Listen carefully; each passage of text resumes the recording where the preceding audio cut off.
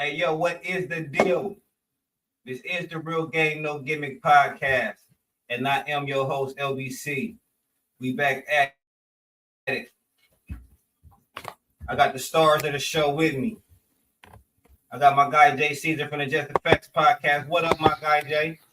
What's going on with the gang? What's going on with the fam? How's everything going? Man, good moods and everything, man. How you Yeah, feeling? I'm good, man. Positive vibes in the air right now. Oh, That's for the most part. For the most part, let's keep it at the for the most part. For the most part. okay. Man, we got the OG, PG, Black Money Media CEO. What's the deal, my guy? Man, what's good, man? What's good? The PG shuffle. Let's do the PG shuffle, guys. Ain't no shuffling. We standing 10 toes, nigga. Ain't no shuffling. We good. This is what we What's like to call the good? Big Three. We Yeah. like to call this the Big Three right here. Hey, yo, we got my guy HB in the building. What up, HB? What it do, what it do, what it do, ski. Not Jet Boy. Yeah, boy, what it do, fellas? What up? So, man, y'all already know what it is, man. Y'all already wait. We gotta start. We gotta start where we gotta start at, man. Y'all know what it is, man. Big news, man. Big news. LeBron James picked his team. We already talked about it. We told y'all what he was gonna do. We told y'all on this show where he was gonna go. We told y'all he was going to Philly. But my guy confirmed it. And for some reason, my bro Jay Caesar seemed to be mad about this shit. I don't understand. I need to know why. But we're gonna go to that. We're gonna go to him in a second. We're gonna go to HB next first because I know he's happy about it. HB, I know you don't watch sports like that, man, but talk about it, man. LeBron James, Philly, he's a Sixer. You wanted him to pick Cleveland, though, right? Yeah, I wanted him to come to Cleveland, but I'm a Brown fan, so wherever he go, I'm going. You know what I'm saying? So here we go, Philly. Let's see what he do in Philly, man. Hope he set out what he set out to do. But I got a quick question. So that video, remember when you showed me the video, the clip, the commercial, and dude was mad, like, oh no, he wasn't mad. Was he from Philly? I don't know what video you talking about. It was a clip you showed me, and they played a prank on him and said he was going. No, he wasn't from Philly. No, he was on. You remember what I'm talking about, though? Yeah. Okay. I was just wondering, did that make sense? Yeah, he chose who he chose.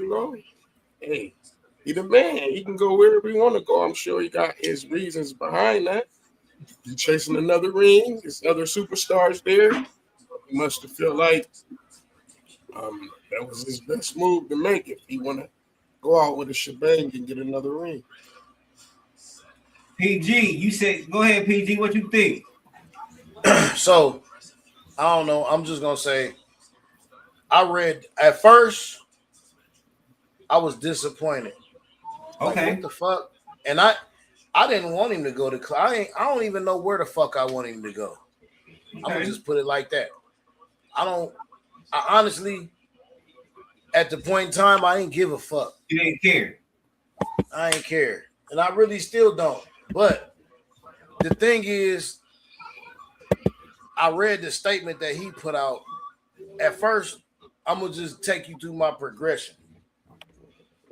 At first, I was like, whatever. Then I'm like, damn, Philly? Like, nigga, you just trying to play for historic teams, nigga. Like, that shit does weak. That shit sound goofy to me at first. That's what my first reaction was. Like, nigga, it seemed like you trying to hit some historic shit before you leave. Like, oh, it just was weird. But then I read the nigga's statement and I seen what he said. And he said some shit to the effect of he still love the game to the point he want to go somewhere to where they don't to where it's damn near basically. I'm paraphrasing, but you can read his letter. It's public info. It's on TikTok or whatever the fuck you want to watch it on. It's or look at it on. He said some shit to the effect of where he want to go to somewhere where he really want to compete for a ring. That's why he didn't go to Golden State. That's why he didn't go to Cleveland. Because if we all think about it, like if he would have went to, you know what I'm saying? If he would have went to Golden State, that's like pretty much ring in the bag. You know what I'm saying? If he takes it to Cleveland, that's still like considered competing. He might still compete. You know what I'm saying? But they got a better chance. But if you look at Philly and look what they're trying to put together or what they're trying to do, that's more of a challenge. And in his statement, that's the gist of what I got in his statement, that he really loved his game so much that he still really wants the challenge of it. And I just had to respect that. And that's all. That's all that's it. And that's after reading his statement. So that changed your mind a little bit? Nice. I still don't give a fuck, but I respect it. That's why I said I respect it. I respect what he said. Like, you know what I'm saying? I'm not upset or happy. I can respect him saying he wants to compete because he loved the game. You see what I'm saying? Yeah. He loved the game so much that he wants to compete. He don't want to go somewhere where they're going to hand him a trophy. You know what I'm saying? Or he don't want to go nowhere where it's going to be, this is just a little cakewalk. He want to go somewhere where he could try to actually compete. Okay. So is that wise at this age? I don't know. I would like to say Cleveland was not a historic team, and neither is Miami. They ain't historic team. LA is, Philly is, but Cleveland and Miami ain't historic team. But my statement was he was chasing a historic team, like on his way out. Like Philly is a historic team. Yeah. Okay. I got you. To chase that on your way out is. I'm not talking about the past. I'm talking about right now. Like to go out. I got you. All right. Go ahead, Jay. I'm gonna be honest with you, bro. You know, I've been making my projection for about 8 months that I think that LeBron James is gonna come to Cleveland, and LeBron James is gonna have his farewell tour and retire in a good stay on top position. Whether he win a ring or not, he was gonna go out on top. That's just the facts. You said he never will run another one though, right? You said he never. You said what? Say that again. But you thought you agreed that, but you also thought like he'd never win another one before he go out though. Just hold up. Just hold on for a second. We gonna get there. We gonna get there because I'm about to cook for a minute. Hey, look, I'm supposed to be driving the PA right now. I'm sitting on the side of the road. I'm waiting. Right. I'm man. I got you, dog. I got you. He says we familiar. I know what's up. But go ahead. I got you. I'm gonna let you cook. I fucks with what you said, PG. I respect what you said. I did look at the article. I read the first 3 lines and I said, "Fuck this dumbass nigga. This nigga stupid as fuck." So then after I just listened to what you just said, I listened to that and I said, that shit sounds so fucking stupid. Not what you said, PG. I'm talking about what he said. That shit just sounds stupid, my nigga. Bro, let's just put it in perspective, right? Y'all said he was trying to go to either Cleveland, Golden State, Miami, or Philly. Let's just keep it clear. He wanted to win. He wanted to be a competitor, compete. Nigga, all of them teams is competing. What are we talking about? All right. I mean, he don't want to go nowhere where he gonna be a loser his last 2 years. What's the point of doing that? But to me, I feel that's where he picked. He's with it. Wait, hold on. So you telling me that okay, the Cavs went to the second round last year. Of course, he can pick a competitive team. So the Golden State didn't make it to the playoffs. Miami didn't make it to they made it to the play-ins, I think. So we can eliminate. So if we want to take competitors out of the market, then we'll take them off the board. Let's say Miami and Golden State wouldn't have been a good fit. Let's say Philly and Cleveland was his last 2 options. Okay, right. What reason would you not go back to Cleveland? So what I heard was that he didn't come back to Cleveland because Cleveland wasn't able to get him Kyrie. What about where was that source from? Where was that from? I read it somewhere. I mean, just scrolling on Facebook. It's something that popped up. Yeah. Because Kyrie ain't even free right now. For right now, let's keep it going though. That's cool. Yeah. So all right, boom. I look at this as the most. I look at. I'm just looking at the validity of that. I think not from Jay, but from. I think that people that was clowning or bashing KD for going to Golden State, they need to have that same kind of moxie for LeBron James. Now, I understand that we say, or everybody says, oh, well, KD got beat by that exact team. Blase, skip, woo, wop, the bam. I feel that. I understand that. And obviously, in LeBron's situation, that couldn't have been a situation because neither one of those teams went to the championship and neither one of them teams would have played against each other in the playoffs.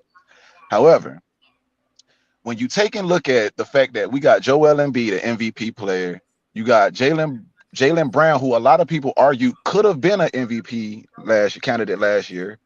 You got Tyrese Maxey, who is fucking he's AI Junior, bro. Like he's literally AI Junior. He's fucking you got VJ Edgecombe, who is on the he's a rising star, bro. He's very good player. He's a very good player. I look at 2 MVPs. I look at 3 MVPs because I want to take Jaylen Brown's finals MVP. You got a team with 3 MVPs. You got a team with 4 starting all-star players. Olympians. 4 all team players. Olympic teammates. Bro, I just feel like it was the weakest shit. And then this is what made it so weak to me is the fact that, all right, I'm just tripping. I can't say this is weak. I just thought this shit was hilarious, bro. My nigga, you was making $52 million last year and you gonna make 3.8. Now, I'm gonna play the devil's advocate because we already know Joel Embiid is only good for 25 games. LeBron is gonna be about 43, 44 next year. Yeah. So we have to make first of all, I don't think he thought about the fact that is he gonna actually be able to stay healthy the entire season? Or if not the entire season, at least the parts that matter. Yeah. Yeah. I do not think that was the best move. But I mean, it's whatever he gonna do. But I just think that was the most cowardice, bullshit ass move you could have ever did, bro. Why not just come back to Cleveland or go back to Miami? Go to a team where you've been at, get your farewell tour on the court where you've been at, and possibly get you a statue at. You ain't getting no statue in Philly. And not to mention, and put an asterisk in that, Jay, because I'm on board with you.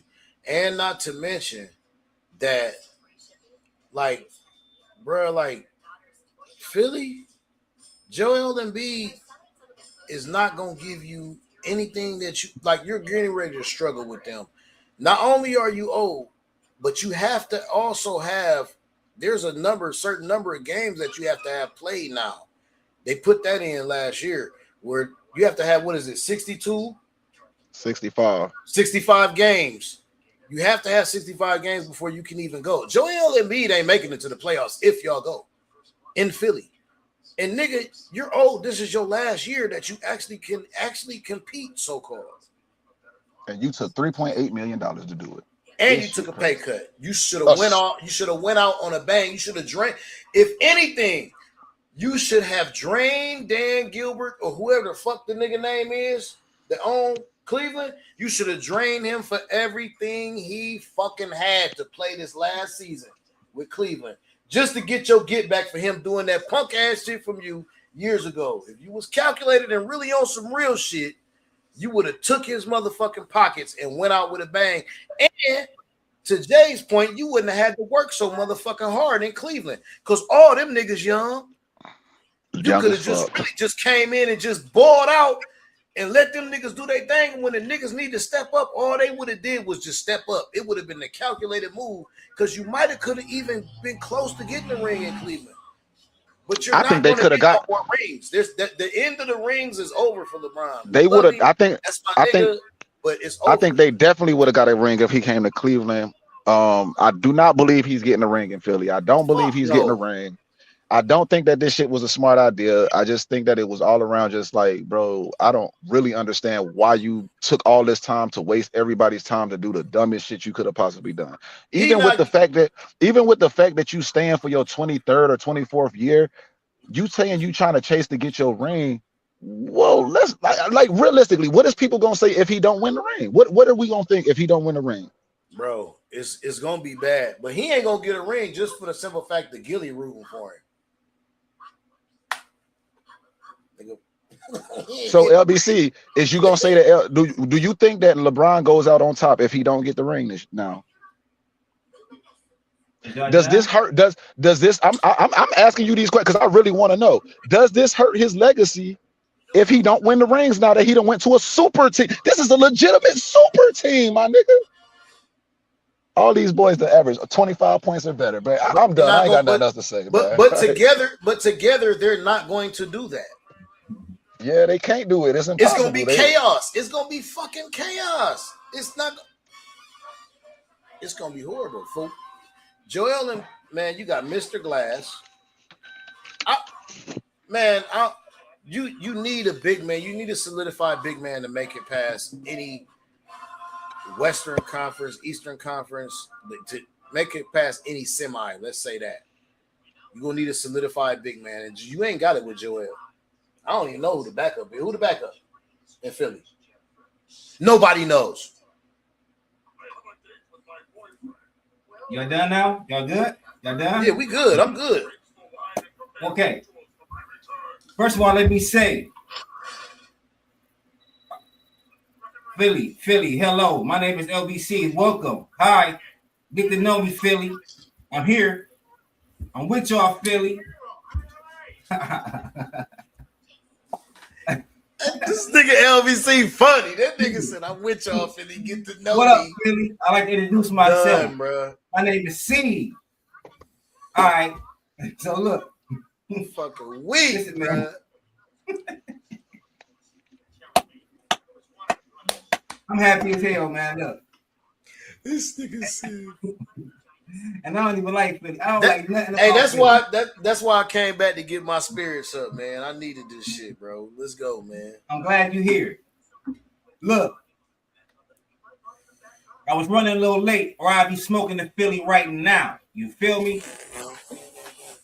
So listen, man. LeBron is more than man. LeBron is something different, man. LeBron is something we ain't never seen before, man. LeBron is a player with a GM mind. So come on. All right, hold on, because my fault. I didn't mean to. I thought I was muted. My fault. No. This nigga said that makes it even worse. That makes it even worse.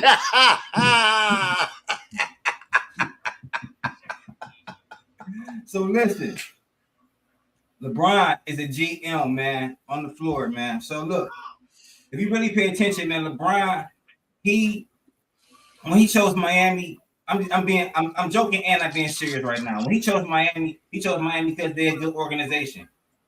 I mean, Philly is legendary, a legendary team, like PG said. I don't know about the organization because that process, the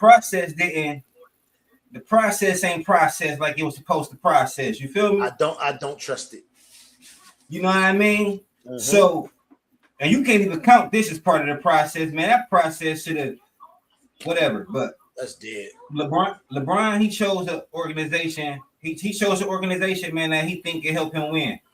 He chose a team that is suited for him, man. He's not. Why would LeBron stay 2 more years to go to a team that's not competitive at all? That would be goofy. He had a better. We all know. And then the thing is, we talked about this. Me and Jay talked about this. Jay sat there. We got a lot of views too. Jay talked about what it was going to look like if he chose this team. I told y'all he was going to choose it when he said trust the process. I told y'all LeBron don't make mistakes like that. I told y'all, and I ain't just trying to be here with that I told y'all, but I'm just saying, like, when he said trust the process, LeBron don't play. Come on, man. LeBron so calculated. So you said you knew it. When he said it, you knew he was going to Philly, huh? Bro, I posted it. I said it on here. I said it to Jay. I said, is that a big deal or no? Everybody said, no, it's no big deal. And I'm like, bullshit. This nigga don't just say shit like that. I ain't never heard him say trust the process before. Hey, you? You know what I'm saying? No, I have never. No. So to your point, and I know you on your turn. No. Are you good? Nah, I've never heard him say that.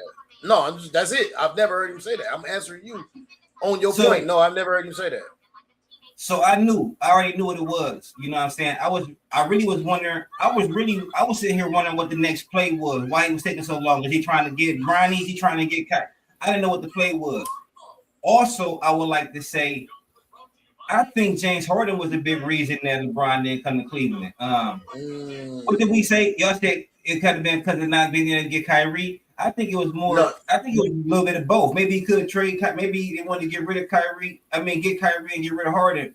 But I don't think he wanted to play with Harden. I don't think he trusts Harden. I think he know he could not win in Cleveland with Harden being there. I don't think he could win in Cleveland. I don't know. I'm not sure. I'm not a big. I do.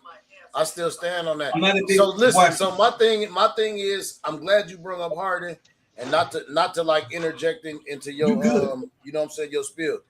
You But good?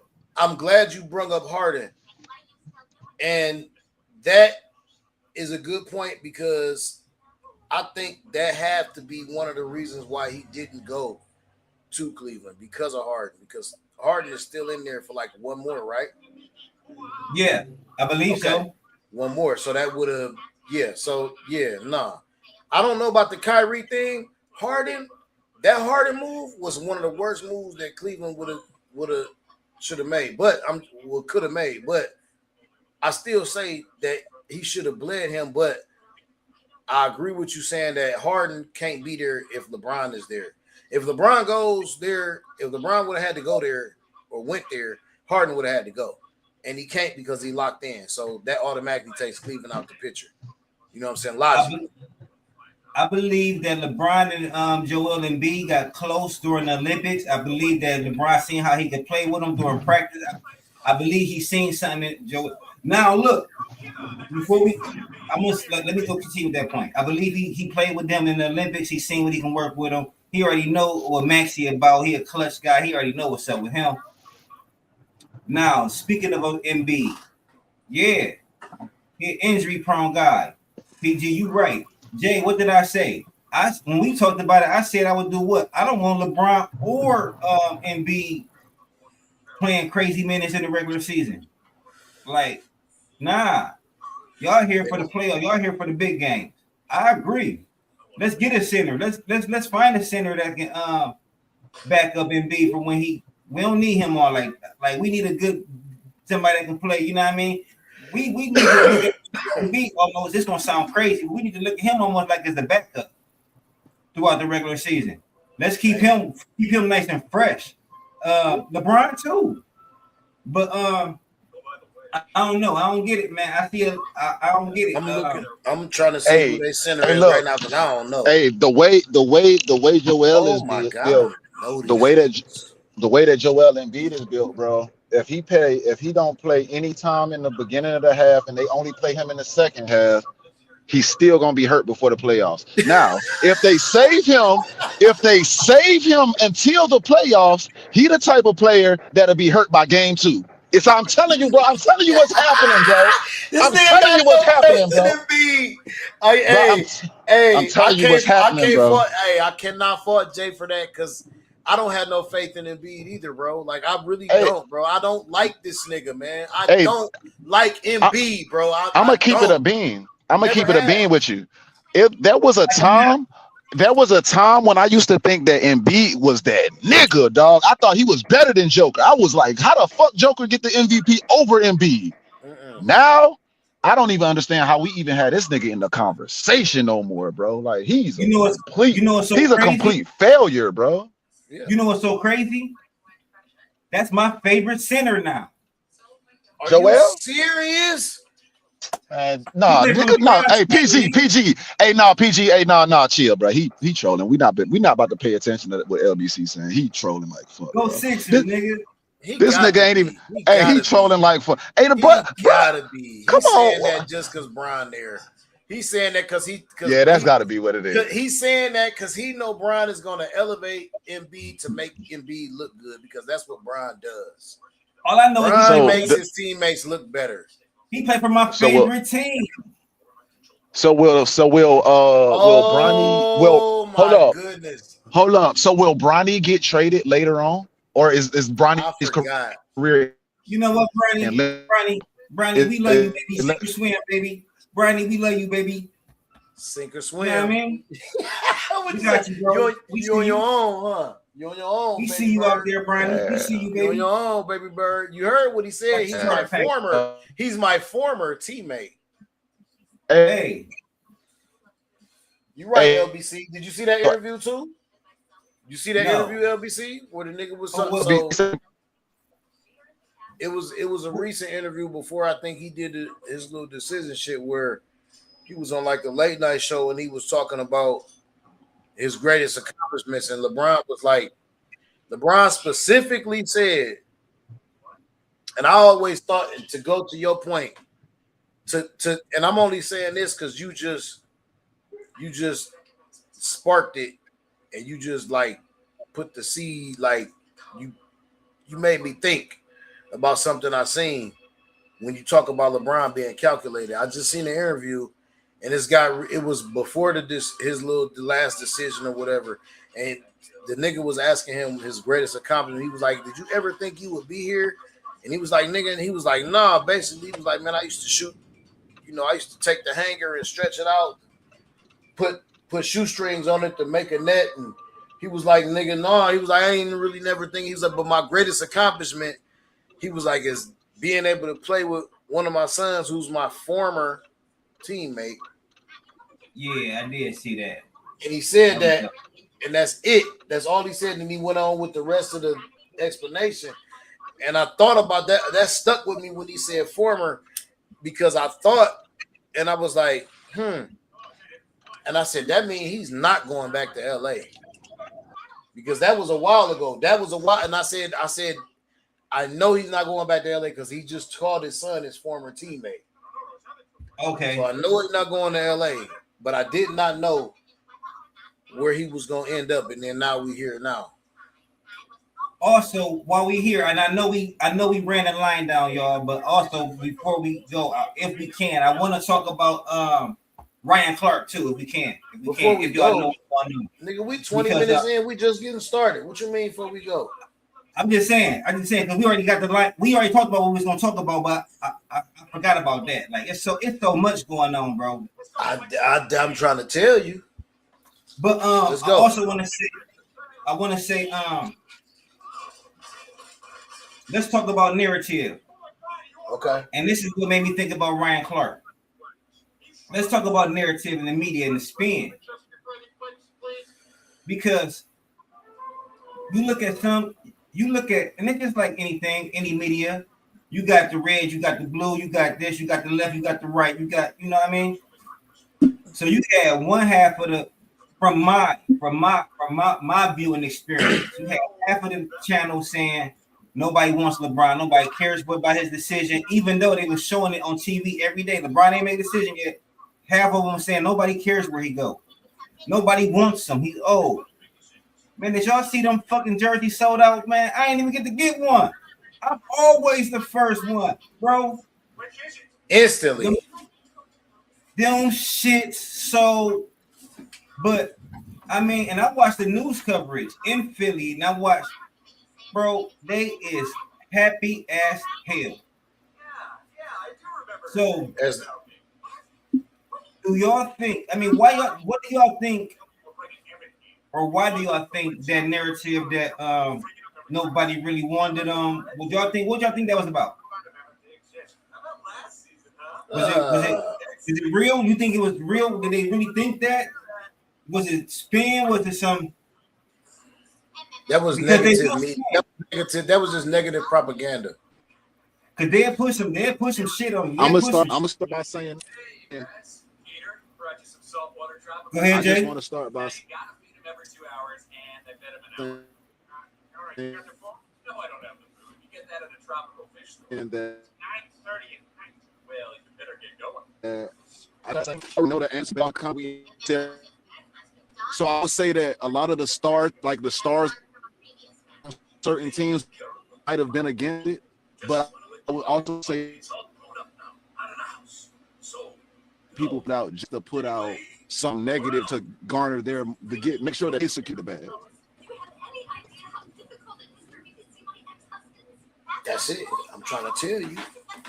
It was a little choppy, but I heard exactly what he said. What you say? That's right. He was saying basically to the gist. It was choppy. I know it was a little choppy because I know he moving around. He doing his thing.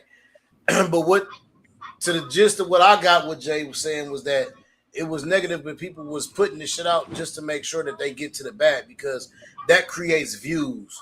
So when you put that type of stuff out on your platform, somebody's gonna click on it. Okay. And it's going to create views. So I think that's what Jay was alluding to. That niggas was good. They was just putting it out because they was trying to get that bag. I also heard Jay say some of the bigger stars probably did not want LeBron on the team. Didn't you say that, Jay? Let me ask. Yeah. Is it better now? Yeah. Yeah. Yep. No, is it? Yeah. All right, my fault, guys. Look, so y'all heard what I said. It was like I said, it probably was fucked up. So basically, some stars didn't want to play with LeBron, so a lot of teams probably didn't want that to go down. But a lot of teams did want that help, and that it probably was a mixture of the two. But it's also some truth in both sides, you know. Mm-hmm. Do y'all think? Okay, so I don't know if y'all been paying attention. It already looked like this LeBron's team. From the way it's just been advertised right now. This is the way they're advertising it right now. Maybe it's just the hype, maybe it's just the excitement. Do you think? I mean, and then let's just say this, and I'm sure Jaylen Brown don't give a F. But he was just the biggest thing in Philly 2 minutes ago. His signing, I mean, it's like when you die on the same day as Michael Jackson. You feel me? Yeah, overshadow. Fact. But besides that though, because I don't think Jaylen Brown is that kind of guy. I don't think he cares. I think younger players look up to Brown a little bit like that. Jaylen Brown is a smarter younger player too. Let's not forget that. But my question is, Embiid. Do LeBron come in and take over leadership? Because he gonna be like a coach. That's just who he is. In order to win, he's going to have to. In order to win with Philly, listen. The question to me, and I know you asking this to us, so let me answer this first. Embiid, no, not a factor. Embiid's motherfucking input, no, not motherfucking valid. The coach's input, maybe. Nigga, in order for them to win, LeBron got to come in and Cleveland that shit, nigga. He got to come in and say, this is, if you ever heard them stories about Cleveland, nigga, LeBron used to take the clipboard, nigga. Yeah. What was that? That black? Was that black? Wasn't that black? David Black. He drew a play up for J.R. Smith. He used to take the motherfucking clipboard, nigga. This what the fuck we finna do. That's what he has to do in Philly in order for them to win. And that's it. If nobody can say nothing, and that's at least for a year and a half, period. And then he gonna be able to hand that shit off. The nigga old, man. I'm gonna be honest with you. I don't think that's the case though. Now see, this is the hardest thing about it is because like I want to be right so bad about him never winning a ring, but I will say that all right, the Philadelphia 76ers got knocked off in the second round this year. This past season. Second round. The reason they got knocked off in the second round was because they had Joel Embiid, and this nigga got hurt in like the third game or second game or some shit. Like it was crazy as fuck, bro. Yo, that's the funniest shit. Hey, clip that. That's the funniest shit ever. What niggas said the reason why they got hurt because they lost because they had Joel Embiid. But you look at the team that last year, and then you look at the team they have this year. They're literally 2 to 3 times better than they were last year. Yeah, I don't think that anybody in the East has gotten better. Even Kawhi going to like there's so much in so let's just keep it clear. So with that, you breaking up, Jay. Mm-hmm. Damn. Now that is a great point, though. I digress. No, you good. You good. Great point. No, they improved more than any team in the East so far. Probably in the West too.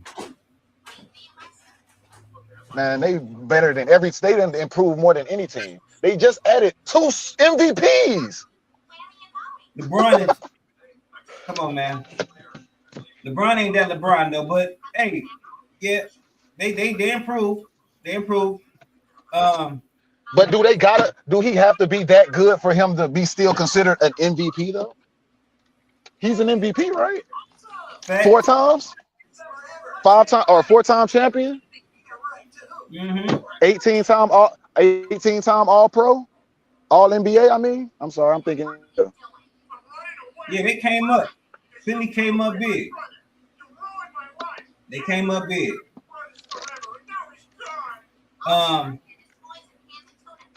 Now they gotta play it out though. We'll see what happens.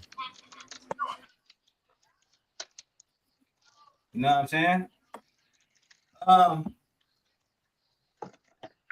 You think they win it? So you don't think they win the East, Jay? I mean, yeah, they'll win the East. I mean, I don't see no competition in the East. It ain't no competition in the East. So lock them in the finals, then you saying? Yeah, but lock them in to lose. Facts, okay. They not beating nobody. They not beating no Wimbies. They not beating no Shays. They not beating those teams. They not beating those teams, but they not doing it. They not doing it. What about you, PG? You agree? Disagree? What you think? What's they selling?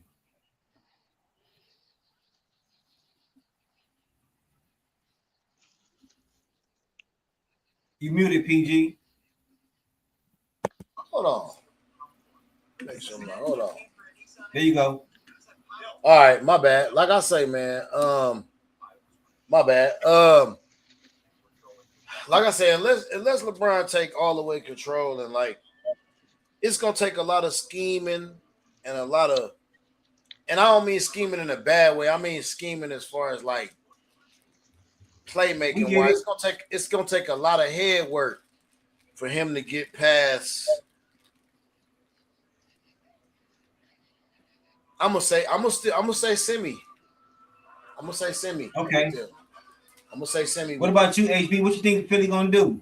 Think they going to the finals? Think they win it all this year? What you think? You muted. You muted. There we go. Shit, I don't know. You feel me? Hopefully they do. Hopefully, I can't go out with a bang. I'm just ready to watch some good basketball. You feel me? Yeah, I can't wait for basketball to come back. I'm always supporting.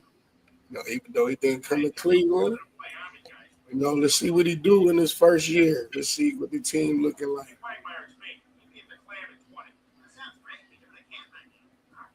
Fact. But where do you think they're gonna go though, HB? Where do you think the ceiling is? You think it's semis? You think it's finals? You think they're gonna win the finals? You think what you think? He don't know. He don't really watch basketball for real. Yeah, Just guess. If you had to throw your pick. they going playoffs, if not finals. I mean, they got Brian. You feel me? So finals. No, you know what? Nope. Since HB said that, I know I'm wrong. Nope. They out in the first round. Sorry, guys. I'm weak, bro. That's funny as hell, man. But you really can't All right, we gonna see, man. Because I really don't. We gonna see. Nah. It's all good, HB. You good. No. Hey, HB, it wasn't nothing about you. It wasn't nothing against you. It was something more. I had thought about something after when I heard PG say semis, and then I heard you say something. I was like, you know what? I just thought about it. Them niggas not getting out the first round. They gonna fuck around and play a team like either the Cavs or it's gonna be funny because they gonna fuck around and play either the Cavs or the Miami Heat in the first round too. Watch what I tell you. And get their ass whooped. or Boston. Oh, or Boston. Those are the three teams I'm expecting them to play in the first round. That's what I'm saying. It's gonna have to be a lot of scheming and know how to beat the certain team that y'all coming up against, because I just can't see it. We're gonna see, man. They got a really good team, man. I'm glad LeBron chose Philly, even though I can't stand nothing about Philly. You know what I'm saying? It's still F the Eagles. You shouldn't. You a Cowboys fan. It's F the Eagles all the way. But go Sixers. This nigga. Go That's Sixers. funny as hell. Wait till I We tell on my our pop. way. We on our way. I got another brother, man. That's a diehard Cowboys fan, bro, and he still can't get on board because he don't like shit about Philly, my nigga. He don't. Oh, I understand. Nigga don't eat Philly cheesesteaks. Nigga don't Me eat. neither. Nigga don't like. You don't fuck with Philly nothing, nigga. And if I do, it's just a cheesesteak. Bro, and when the nigga signed, the nigga, you know he called me LBC. Okay. The nigga, bro, I'm telling you, when I say my man, he's a LA nigga. He's a LA. Hey, matter of fact, he watched the show. What up, Brody? I know you watching this shit. Go ahead and get you right now. It's okay, man. It's okay, bro. It's okay. Mm-mm. Go ahead and grab you a Philly Sixers shirt, bro. I know. Oh no, my brother's not doing that. Mm-mm. I am. He diehard Cowboy, and he ain't no Philly nothing. That nigga me nothing. too. He from Akron? No, he's a Cali nigga. Oh, He's from LA. He from LA, See? but he's a Cowboys fan. He just I get it. I get it. I understand, bro. Yeah. I understand. If you want, matter of fact, if you live, he probably in the comments. I ain't got. Hold on. We down show live. Hold on. Let me switch my shit over. That's my nigga Duran, but you'll see it. So, y'all want to talk about? Let me see, man. Yeah. Let's talk that 38 special. Shall we talk 38 special? Yeah, let's go. I want to hear y'all opinions because I was interested and I seen I was looking back when LBC just told me some stuff and I was seeing some shit. So go ahead. I'm gonna hear what y'all got to say. Yeah, man. Go ahead, HB. Talk about it.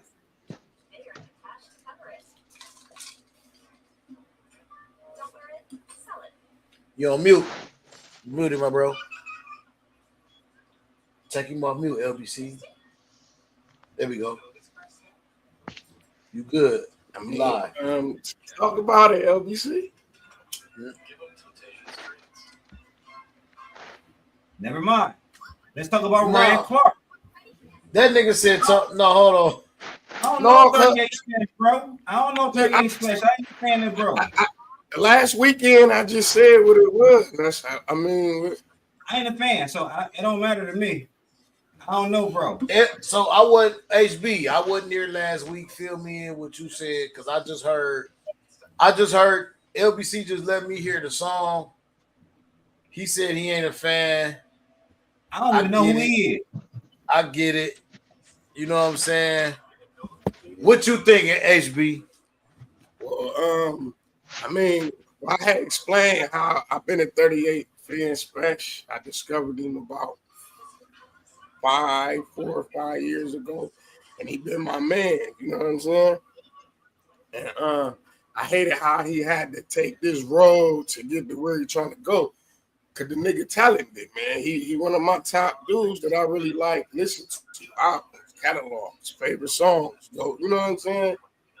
And I mean, I hated he couldn't get it organically. You feel me? But he been working, you know, he been independent, he been grinding, pushing, and he hard as fuck as far as the bars. You know what I'm saying? He hard. I hate the way it snowball into what it is now. It's like some corny beef shit, and this. You want somewhere else. When it first started, I just wanted to hear bars. Ooh, without Jada. You know what I'm saying? Scared to do a song. All right. Let's see if we can let's play his the shit he dropped. A little clip. That's what we just listened. That's what you just listened to, right? PG, we all just listened to. Yeah. I'll listen to that. That note. That what is that? A bum mate or whatever. The no mate or whatever we talking about. Some shit. He was. Yeah. I listened to that shit. Yeah. Let's see if we can pull it up real quick. All right. So while you doing that, I'm just going. So I wasn't here for last week, HBU, as y'all know. So yeah. So I just want to say, HB, don't put too much into this shit. New York is a whole different world. Let's not forget that these are two New York niggas. This could be all the fucking rules. This could be put on. Them niggas already have done music together. It's not like they got real beef. And I heard the songs and I heard the shit that Jada put out. And when I heard it, I was like, because I know Jada. LBC, you know Jada, because I know you like Jada. I know you're a fan of Jada. You know Jada. And you know when Jada got beef, he will speak your name. Jada will not hold no motherfucking punches. He won't go no indirect shit. He won't do no goofy. It won't be no weird shit. Now, I want to say that to say this. I watched this whole shit like kind of like behind the scenes, like not in the social media, but I listened to it like musically. And I understood two things. That one, it ain't no real beef between these two niggas. All this shit is about a bag. You know what I'm saying? That's why I was just telling you when I just said, HB, don't get too caught up in that shit. These two New York niggas. And the second thing I noticed, and this might be something y'all ain't gotta, y'all motherfucker ain't gotta agree. This what I see. It ain't even gotta be right. This what I see. Okay. Ever since these niggas that had this podcast out, both these niggas, Fat Joe always moved funny. Okay. Jada been moving, he been more on the gimmick shit to me since these two niggas have been together. I'm not gonna come out and say clout chasing. Okay. I'm just gonna say more gimmicky. Because the shit that I'm gonna just put it to you like this. I used to have they shit on like subscribe to where when it come up, it would pop up to where I had to see it, but I took it off because it disinterested me because of the direction that they was going as like both of them together. It seemed like Jada was getting pulled more into the Fat Joe shtick type of bullshit that's going like I don't entertainment. Listen, yeah, entertainment shit. And we don't know Jada for that. But when we look at Jada's background and who he really is, and I'm not saying that this is wrong nor right nor nothing, because let's not forget the basis of this rap shit is poetry. To be a good poet don't mean you got to be a great street nigga. You understand what I'm saying? That's not what it's about. You see what I'm saying? It's about the music.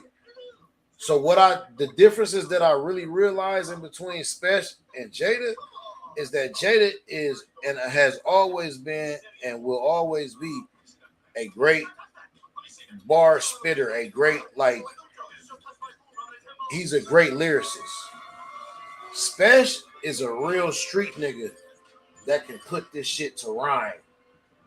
You know what I'm saying? Like he is the type of nigga that when you listen to the shit that, and I know you haven't really heard his catalog all the way, But when you start listening to this nigga LBC, you gonna really listen and really understand. Like, yeah, this nigga really been in the trenches. Like, this nigga really so dope. Like, this nigga tongue really was numb. Facts. if you understand what I'm saying, LBC, nigga, if you right. this nigga tongue been numb before. Oh, for sure. I know what you mean. This nigga tongue been numb before. Some of these niggas, when they rap, you understand their tongue ain't never been numb. You know what I'm saying? They just spitting shit. When you listen to Spesh, you can feel that his tongue been numb. You understand the shit that he go through it when you go deep into his catalog. And I know I know HB can attest to this because you've been listening to him about 5 years, right? Mm-hmm. So you know he really been in the trenches. That's why I'm a fan, and Thank you. You just explained. It's like true. That's why I wasn't trying to be biased, but I was like, I'm a fan. Like, I've been rocking with him live, so I'm like, ooh, against Jada, and I'm like, damn, he finally finna get some type of little shine, like, you know what I'm saying? But it's put on. Crazy. It's put on. I believe it's because him and Jada are cool. And because it was like, that's a crazy shot to shoot. Because Jada knows. Jada is the type of nigga that knows, nigga, you hard as fuck. You deserve your shine. So, nigga, I'm willing to do this with you. That's the type of nigga Jada is. And I feel like he been on that shit since he been with fucking Fat Joe. Check this out, though. Hold on, HB. Hold on. Jay, you got some? All right. So look. Wait, whoa. Hold on.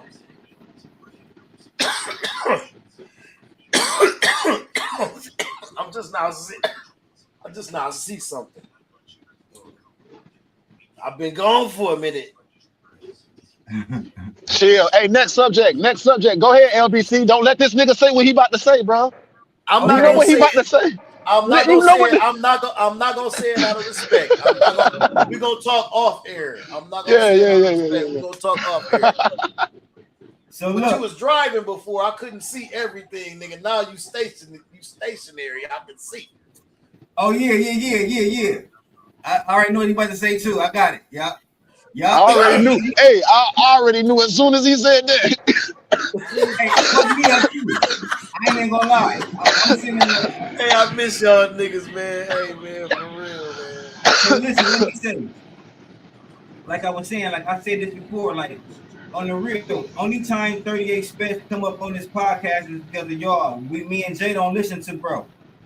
You know what I'm saying? That's why I was just gonna move on. I don't even know homie. But I will say this, and I don't mean to just keep saying that like that, but I'm just being for real. But I will say, I mean, you can tell he got bars. Bro can spit. He can spit. He got bars. He do got bars. And I also want to say another reason why I really wasn't going to touch on the subject is I don't know 38 Spesh work. And quiet as a cat, man. I ain't grow up a Jada Kiss Locks fan. I fucked with the Locks when they was Rough Rider, you feel me? But to keep it 1,000, Jada wasn't even my favorite out the Locks. But I like Jada. Man, okay. Look, I ain't saying he wasn't the best rapper. Sometimes my favorite ain't the best rapper. Sometimes I like people from other shit. I like Sheek Louch because he a real nigga. That was my favorite out the Locks, you feel me? That was just my favorite out the Locks. He wasn't the best rapper, but that was my favorite out the Locks. So I didn't really. So hold on. Before you go.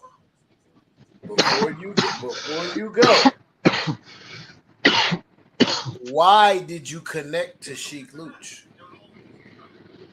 I don't know, man. He just seemed like he was real. They all feel like they was in the streets, but he seemed like the one that was really like he really talking about, like he living it. When I could just feel it, like when she was talking, I'm like, yeah, this that nigga. You know what I'm saying? When you see me, my nigga said, when you see me, don't look at me as Sheek from the Locks. Look at me as that cat that know how to box. Nigga. What? Nigga, fuck all that lock shit. Fuck that lock shit, nigga. I get out here and knock you out real quick. I like that. Hey, That was but history tells he was really about that shit though. That's the thing. The history tells he was really about it. Cause nigga, Sheik was the one you didn't fuck without the locks, nigga. If you know that, go look it up. Go look the YouTubes up. It's all these niggas talking about it. Jada, all them niggas talk about it. She could come in punching shit, nigga. Hey, but I will say 38 Special put his name in the conversation by doing this. He got his name in the conversation from people that never heard of him. You know what I'm saying? Like me. I just really don't understand. I don't understand the gain out of this shit right now, though. That's my main thing for real. Talk about it. The gang I feel from 38 Special. I mean, he been independent since his career started, and he got a nice career as being an independent artist. And what I first thought, it just felt like it was a frustration move. He don't feel he as big as he could be. You know what I'm saying? I mean, hold on, but you got a fan like me that been a fan for 5 years. Then you got a person like LBC who don't know the nigga, who ain't gonna fuck with it, don't know it. You know what I'm saying? And to just be in a position like, damn, I'm here and I need to get, maybe if I send this shot, I know it's gonna do some damage. I know niggas gonna be like, who the fuck is this nigga? And want to go check, you know what I'm saying? It's like a Nintendo code. You feel me? I throw the code in. I say something about Jada in this time that we in now with the social media space. You know what I'm saying? Niggas get on from me. Now look, Jim Jones said something about the nigga. You feel me? You know, I done Jam's ass. The whole song, he ain't even said. He said one bar about Jada. You know what I'm saying? The rest of that shit was aimed at, you know what I'm saying? So that inherited a little beef and shit. So I mean, so that's why I'm telling you, HB. I want you to step outside the box. Yeah. This is put on by Jada and Spash. I'm digging. Why did he only send one shot at Jada? Because Jada only sent 2 balls at him.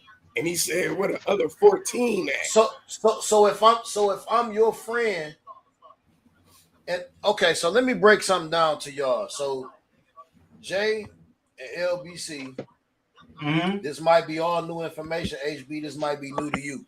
No, this might be familiar to you. Okay,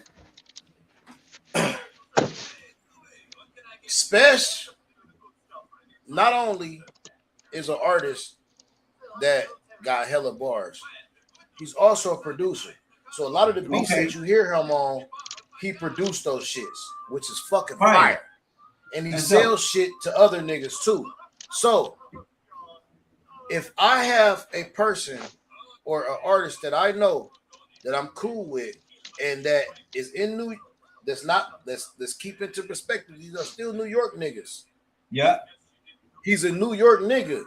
And now let's bring BSF into play. Where most niggas first heard 38 Special is because he collabed with Benny and the BSF. But he still trusts records. He still trusts that's shit. He's independent. Yeah. But he combined with them, but he did not get the draw from BSF because BSF is connected directly to Eminem, 50 Cent, Shady, Aftermath, Sirius. So he don't get the play that he should because he's a better artist than anyone on BSF. Because let's be honest, I like Benny the Butcher. He's a great lyricist. But you have a wall with him. You have a wall to where, like, yeah, you heard about it, but I don't know.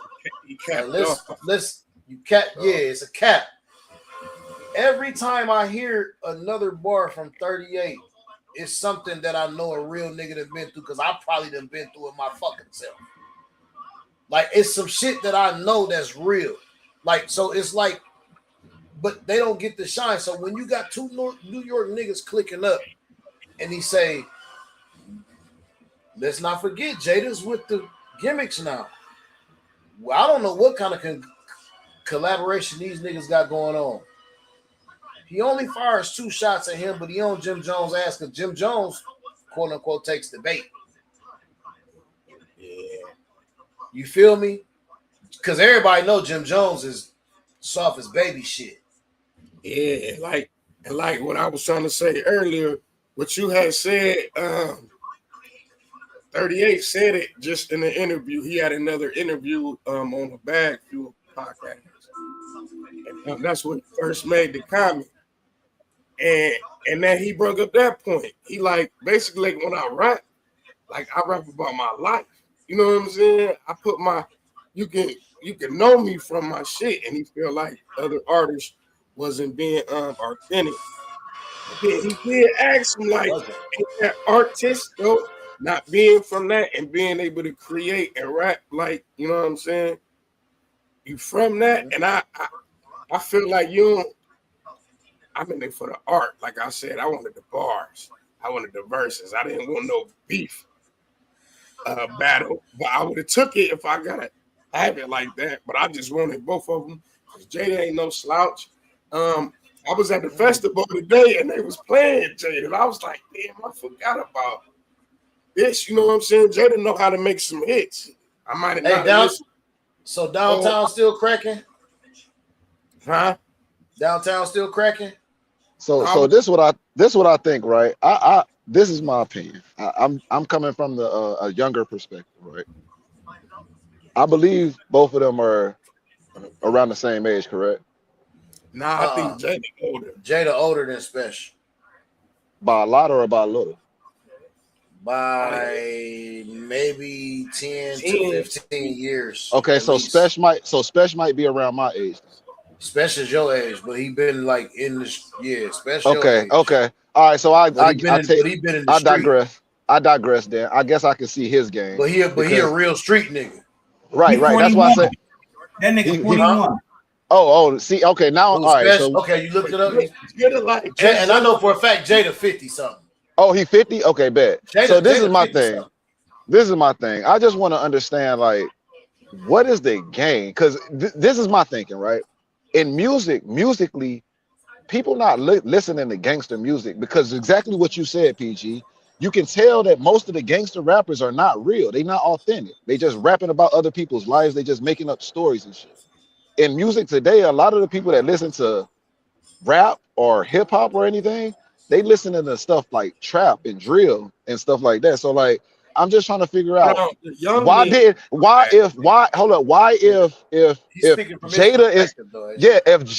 Jada is trying to put Young Boy on, why not do it a different way if he's in a different lane already? Okay, so just to note on what LBC just said, I think the reason why it's being fast tracked is because Special's 41. Because Jada feel that Special should have been had his shine. So that's the reason why I think it's been fast tracked. So you think it's all the rollout? I think it's a game. I think it's a ruse. So they taking at it. So they taking they trying to make it. They going a New York route there because that's the New York route. We get in the game by beefing and dissing somebody, and then from there we move up. Because that's what I noticed. That's what I knew that 50 was doing, and I know that a couple other New York rappers did that way. Thank you. Somebody said it. But listen, for that to work, don't somebody got to lose? Don't Jada got to lose? No. Because they found out a way for them to all win. I'm gonna tell you why. If you look at the outside, sorry HB, if you look at the outside, Jim Jones is the loser. Jim Jones always take the L though. Always have. He started out, if you listen to if you know Jim Jones' story, he was the nigga that the niggas used to use because he's the one that had his grandma's apartment. So the hood niggas used to trap out of his house. He the nigga you sent to the store. Thank you, LBC. Go get the blunt. Go grab some blunts, bro. And this is a New York thing, and everybody in New York knows that. And yeah. So they saying like because of this, how it happened, it's like we bringing upstate never really get they shine. You know what I'm saying? It was always New York, and New York been lost it now. They ain't popping. You know what I'm saying? So this kind of putting the spotlight on upstate artists. So it could be a good thing for them because you know they all rock together anyway. He got an artist named Shay Nayor, hardest female rapper. I love Shay Nayor. She getting in the ring with fire, my nigga. Biting their fucking head off. Man, she is fucking fire, my nigga. Bite their head off. But they got a little movement up there and it's getting a little shine now. You see, it's all a game, bro. It's all a game, AC. You see, come out. It's the chessboard. You know, it's chess. Yeah, you know, it could be a good move. I just wanted to hear the bars. Oh, you know what I'm saying? But the chessboard, when I seen the chessboard on the graphic, that was a major key to me. That was like and it put a lot of things into perspective when. The thing that LBC just showed me not less than an hour ago. He just showed me some shit, and when he showed me when I clicked on it, the graphic was a chessboard, and I put that shit together. Then that's when I started putting a lot of this shit. I've been knowing that these niggas was really fake beefing. Jada and 38. I knew that was fake beef already. Period. You know what I'm saying? But it started being more prevalent about what was going on when I just seen that last song and it was a chessboard that was the fucking graphic of that shit. It makes sense to me. It makes sense that it's fake though, given the fact that like didn't this shit start from a verse of a song that nobody never even heard of or some shit like that? No, a lot of people heard it. A lot of people heard it because I knew that's one of my favorite songs by all them niggas, by like all them niggas on it. That's the funny thing. It's Benny the Butcher, 38 Special, and Jada Kiss. Hey, listen, check this out. They got another song with a video, and it's Jada, Benny, Styles P, and Jada. That shit hard as fuck, but I didn't see when it wouldn't come out. And I'm like, why he ain't say nothing? It's the first time they ain't you know what I'm saying, did music before. Like that's a whole nother song. But shot a video and that shit was hard. And I was like, so that I ain't gonna hold you, bro. So that even proves my point more. What Jay just said. Not enough people heard it. Only niggas who understood, or only niggas who are like fans of that shit and got that shit marked on your fucking Spotify or Apple or whatever and got that genre to play would have heard that song. Not enough people heard it, and I believe this is what stirred up the hey, let's get the shit cracking. Because this ain't hard as fuck. Man, that nigga should have told Jada to call a favor in to Jay-Z and let Jay-Z help Buddy out. Cause this shit don't seem like it's really gone. But see, we not in the industry, so we don't really know how the wrong person going on. Yeah, I think Jada was the wrong person to ask to get him on. Because Jay-Z trying to make his rollout now. So it would have been a little bit more intriguing for it to be a reason for like Jay-Z to name drop him in one of his freestyles that he been doing. And then niggas want to know who the fuck is this 38 Special dude? You heard you seen that nigga Jay-Z funny, man. Jay-Z funny as hell. So I want to go back to a point HB made. HB made a good point. He said, one of y'all did. You said, this will get ears on it by dissing them. This will make people want to hear them. That is true. But then you got other people like me.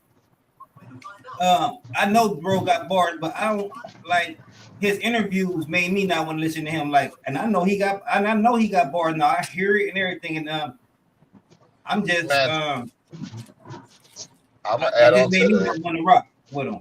I'm gonna add on to that. I think it's a lose for him. Off the contrary, because more people know Jada, and just like LBC said, he not trying to live. Even though he nobody got the bars, he not really giving a fuck because he fuck with Jada more than he no dude. I would say the same thing. Like it's like anytime I had any of my favorite rappers that I actually listen to get into a beef with somebody that I don't really listen to and I don't give a fuck about, even if they might have blew, like even with that Kendrick Lamar and Drake shit, I don't give a fuck about Kendrick Lamar, but I listen to Drake. So it's like it had to be a lot. It had to be something crazy for Kendrick to do for me to even give that nigga a chance. And even when his album dropped, I didn't listen to that shit unless it came on the radio or something. So yeah. Hey, I could agree with LBC as far as it's some artists who I ain't gonna say super lyrical, but I fuck with them as a person. Like I fuck with their interviews. I like how they move, and that make me a fan of the music. And he just started doing interviews. I never watched the special interview until this happened. I just always fuck with the music, and I wasn't really digging how he was moving in the interview because he kind of came off corny to me. And it was like, I mean, I know you did that, but it was just kind of like, you know, he's not interview ready. He just. That's what I was talking about with that gangster rap shit, man. Yeah, so and I get it, and I like that, and I like that y'all saying that, and I'm gonna bring this in, and I don't mean to like cross reference or do nothing or like plug nothing, but bro, being is that going like different places and being around different niggas, you understand that the demographic of where people come from, like we all are from the same area, so right. And I'm not saying that we all are the same person, but we know the type of niggas that are around our area. Like we know you either this type nigga, you that, but when you go to different states and different cities and different spots, like different niggas be different. Like I can't even explain it no other than, but some niggas that you think be corny as fuck, it only because they demographic. That's the way them niggas talk. That's the way them niggas move. That's the way them niggas be. But I'm not saying it ain't corny. It's corny niggas everywhere. Yeah. I'm just saying the demographic will make you think off top, prejudge and think a nigga corny as hell. But I done been in predicaments where I thought a nigga was corny as fuck. And it turned out that the nigga really was like a real nigga. Like that's just the way he talked. Or that's just the way, that's just his fucking demeanor. Like that's a New York nigga. Yeah, like that's just like, and I can't even explain that no other way. Like, but just being around and being in different states just got me used to different. Like California niggas, California niggas are one of the most puzzling motherfuckers that you will understand, bro. You don't know who corny and you don't know who real because they act. I did that. I know some. Yeah, I know like some it's just niggas will stand with their feet like this, and you'll be like, nigga, what the fuck, nigga, you weak, nigga. But that nigga will smoke your ass, nigga. Like you just don't understand. That's what I'm finna say. I know weird. It's weird, bro. Yeah, that's what I was saying. I know some niggas in the game like that. You can't judge a book by its cover. But what I was just saying, like, it just didn't feel. And I ain't taking nothing from him. That's my nigga. I rock it with him. That nigga was hustling. He got a movement. I respect him as a businessman. He just might not be the type to be able to get on the camera and be able to push that shit. You know what I'm saying? This is the ball game when you get in that camera because I do it a lot. Got it. Try to not fuck up, and I don't even be my natural self on camera. Like sometimes when that camera come on, I be stuck in that. It's just something that I'm doing, and I just didn't like the way the interviews was. I didn't like them in the interviews. They seemed like they was holding punches in the second one because it's snowballing, and he was talking. It was kind of like, you know what I'm saying? But We got you. We got you. Yeah, We about done with 38 Special now though. Yeah, because I want to get on to Nolan. All right, yeah, let's get these views up now. This is where our views come in at right here. Before We we talk go, this shit. This that shit that get these views up. But before we talk Nolan, we gotta talk about the lady and PG. You sound like you didn't hear that story. The lady that shot the man. The lady that shot the man that found because he was under the daughter's bed. Oh no, I researched a little bit of it because it had got so big, and that's one of the other things that I wanted to talk about too. All right, so we had all gave our takes on it. Okay, because I didn't hear none of that. I wouldn't. So can we recap a little bit? Absolutely. I thought the woman would be found guilty and that she was wrong. If I'm not mistaken, Jay thought the woman she would get a little time, but she was right because she found I don't want to speak for Jay. Go ahead, Jay. So basically, I said that I think that what she did was a good thing. Although it was a good thing, she's going to have to do some time. So she's gonna plea down to a manslaughter charge, do 5 to 7, probably be out in 3 to 4, and they're gonna have to deal with the daughter. HB said. HB don't remember. Where he go? He HB gone. All right, so HB basically, I don't remember what HB was basically saying. I think HB was on the side of saying that he was with you. Yeah, I think he was kind of like we back. HB. Oh yeah, HB. What was your thoughts on the girl that shot the boy in the head, man? Like at the time, I didn't know how. Be your original thought when we first said that first time. Yeah, your original thought. That's what I was saying at the time. I didn't know how old it was. At the time, I mean, my original thought, I feel like he did 20 and 13. That's what it was. That's what it was. Hold on. I didn't know the age at first though. It was only that she was a teenager. Yeah, and he was grown, right, HB? Right. Yeah. We didn't know the age at first. We just knew she was a teenager. We didn't even know she was 13. We were saying 16 or 17. I think I had told everybody that she was 13, and that's why I kept on saying what I was saying. That I think he should have posted got hit because me and HB was going back and forth because I also blamed the parent for why she did what she did. Okay, yeah, right. Why she shot him, right? Jay? No. I blame the parent for why the girl even let the boy in the first place. For being fast. Got you. Yeah. So New Direction, did y'all also know this? Did y'all know that the boy was special needs? No, we did not. All right, hold up. So I did know about that. I heard that was a thing. However, I don't believe in that. I don't. Hold on. I do. LBC. He was a Michael Downey.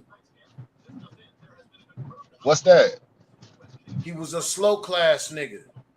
So not the nigga that's all the way. He is basically called LD, learning disability. Okay. So I don't. Right. Okay. So do you know about LD niggas? I just don't know. I don't know about that, but I just think like this. I believe that if you had enough sense to know that you was doing something wrong, then you had enough sense to know that you probably shouldn't have put yourself in that position. Fact, because you hid under the bed. Right. But when you hide, if he was that slow, he would have just still been in the bed chilling or looking confused. I digress. No. I hear you, Jay. Before we get into it, I want to get PG. I want to get you, PG, because we ain't get you at all. We revised what we said. Now that we got more. Oh shit. Okay. All right. Yeah, because I got different views on it for sure myself. Right. I'm sure HB do too. So my thing is on that whole situation. It's a lot of people at fault. So okay, we're gonna start with the mother. Okay. And she's at fault, I believe, more than any of the children. Okay? And this is the reason why I say this. I believe she's at fault for one, not having her child, which is her daughter, respectful enough. Now, we all got kids, and we all know the type of shit they do. So, yes, let's not put it past her and say, "Oh, well, she was at work. She didn't know that her daughter was." Nah, you know what kind of child that you are raising. She did know. Thank you. You know. She said, "I'd kill a nigga if I find him in this house." So therefore, she already knew. Thank you. So LBC, therefore, you already know your fault, but you're choosing to ignore it. Okay. Let's start with that statement. You're choosing to ignore your fault in the reason why a nigga would even be in your house in the first place. If your daughter was raised the right way, she wouldn't even be thinking about niggas. And you wouldn't be making that threat. And you wouldn't even have to make that threat. Period. I never made that threat. And you have a daughter, correct? 2. A grown daughter, 2 daughters. Thank you. Because they're raised correctly. You never had to make that threat. So that's number one where the mother is at fault. Number 2. This where. Okay, my bad. Go ahead. No, you good. No, go ahead. Because this is what me and Jay be crashing about. So I think differently. But go ahead and finish though. No, go ahead. HB, go ahead and clash with PG right now real quickly and make your point. Right. If you don't feel that she's at fault. I just believe when a person, I have to hear that, mind goes to where it go, like, I don't believe it's the parents' fault. I believe a teenager gonna do what they want to do regardless. I don't believe it's the way that you raise a child. You know what I'm saying? A lot of parents didn't raise their kids to be killers. They snap, get the killing. They go off and, you know what I'm saying? But you got a foundation though. You got a foundation. Your kids don't become killers most of the time. But you got a real foundation. Your kids don't become killers though. To be honest with you. I mean, everybody. Go ahead. I mean, yes. I'm gonna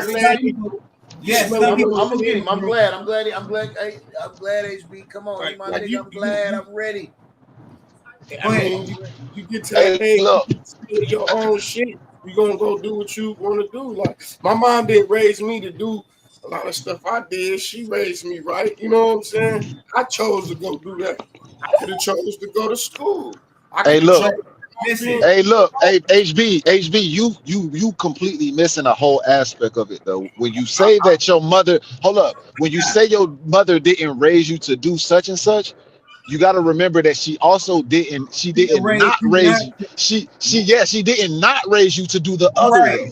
She didn't do the thing. She didn't do the proper things to keep you away from those things, to keep you away from the people that influenced you to do those type of things. Hold on, Jay. Let me ask you something, HB. Let me ask you one question. Shoot. The way your mother raised you, would you ever have put somebody in a predicament to get murdered? Knowingly. The way your mother raised you, would you knowingly put someone else in a predicament to get murdered? Hell no.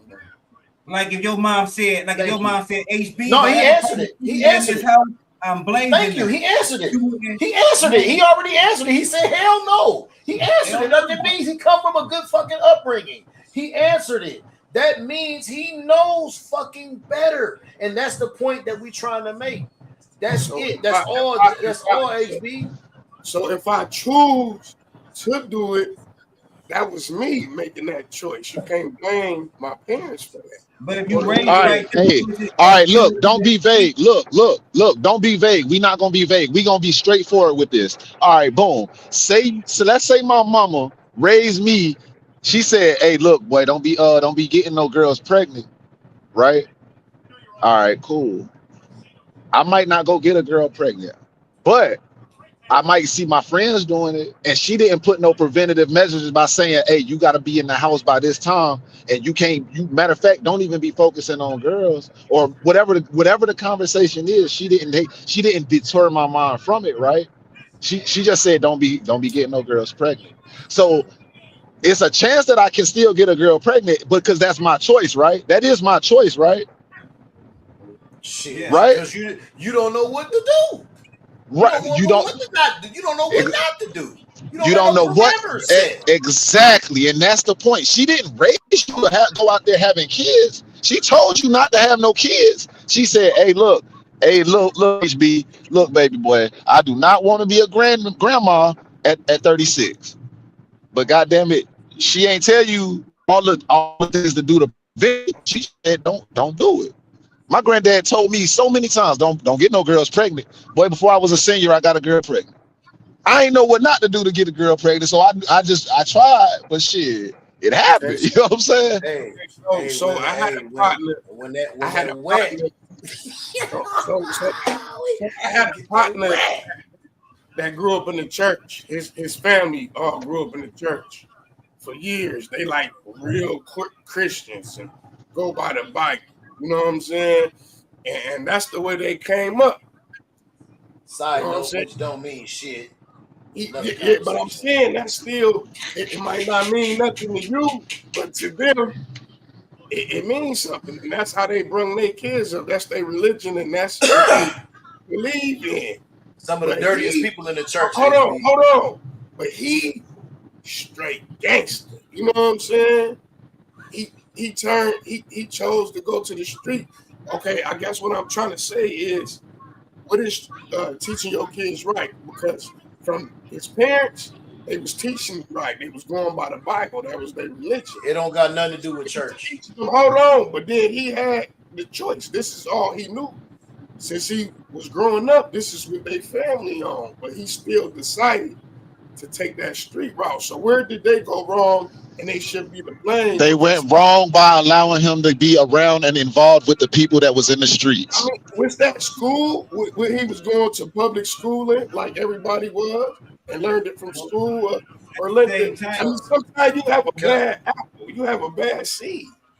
And can I interject real quick? I just want to HB. I just want to say something because I come and I'm just going. LBC know I come from both sides.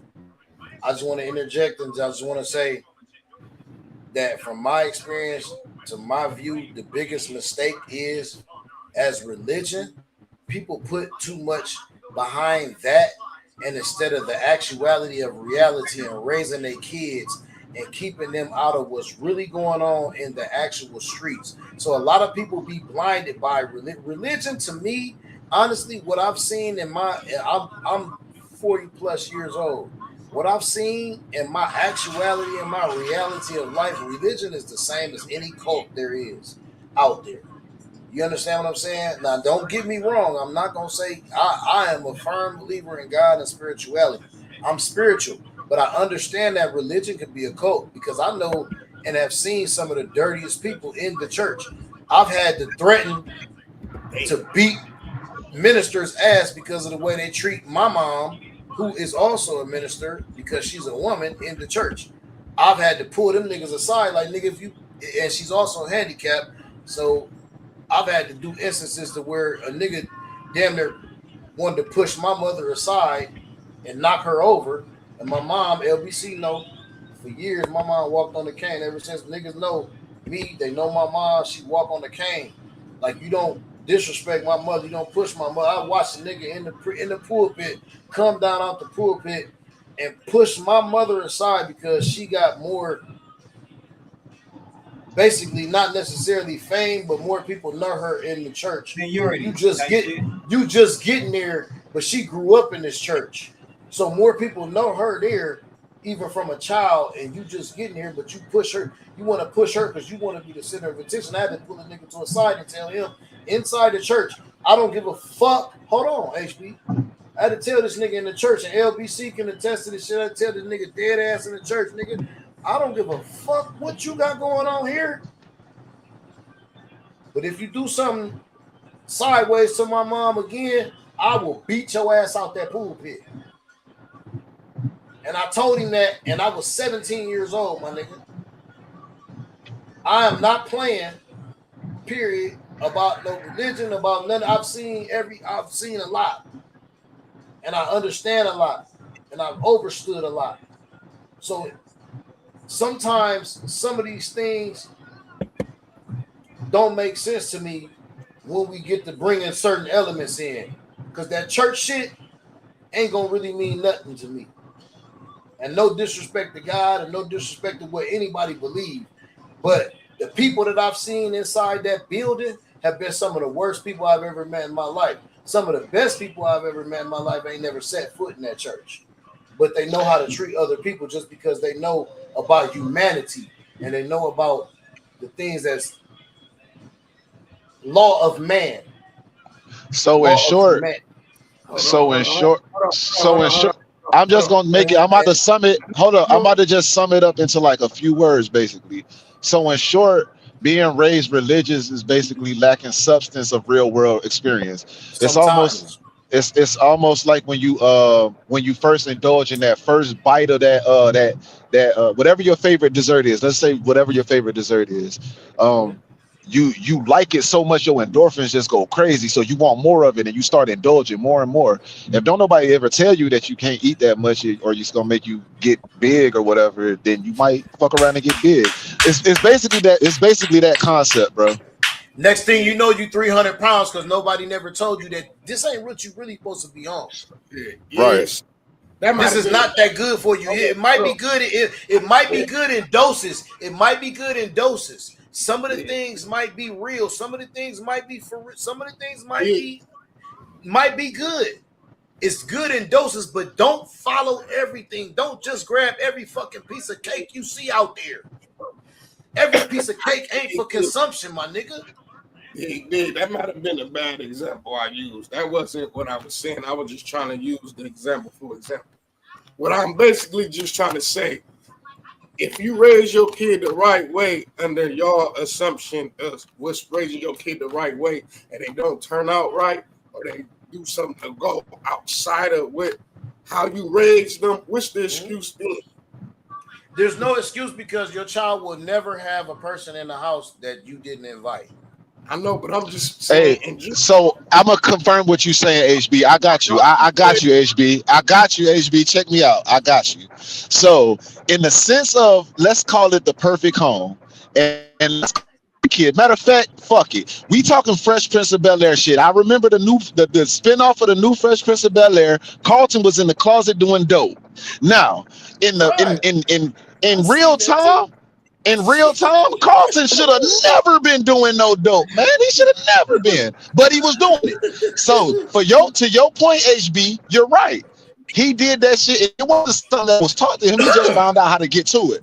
But how did he find out how to get to it? Well, some friends at school. Well, what kind of friends did he have at school? His parents couldn't monitor all that for the most part because obviously he's at school and this is his time to be alone and their time to be at work. So basically, when those type of things happen, it's not something to say if an accident happened and the parents were no good, but it is more so a situation where it's like, okay, some shit happened and the kid that fucked up, they have to bounce back from that. It's more so about how do they bounce back from that shows resiliency or whether they are defeated, or that's what shows the side of, is this a good parent or was they raised right or was they raised in a decent way or what. So it's not always so clear cut and dry, but there are some telltale signs.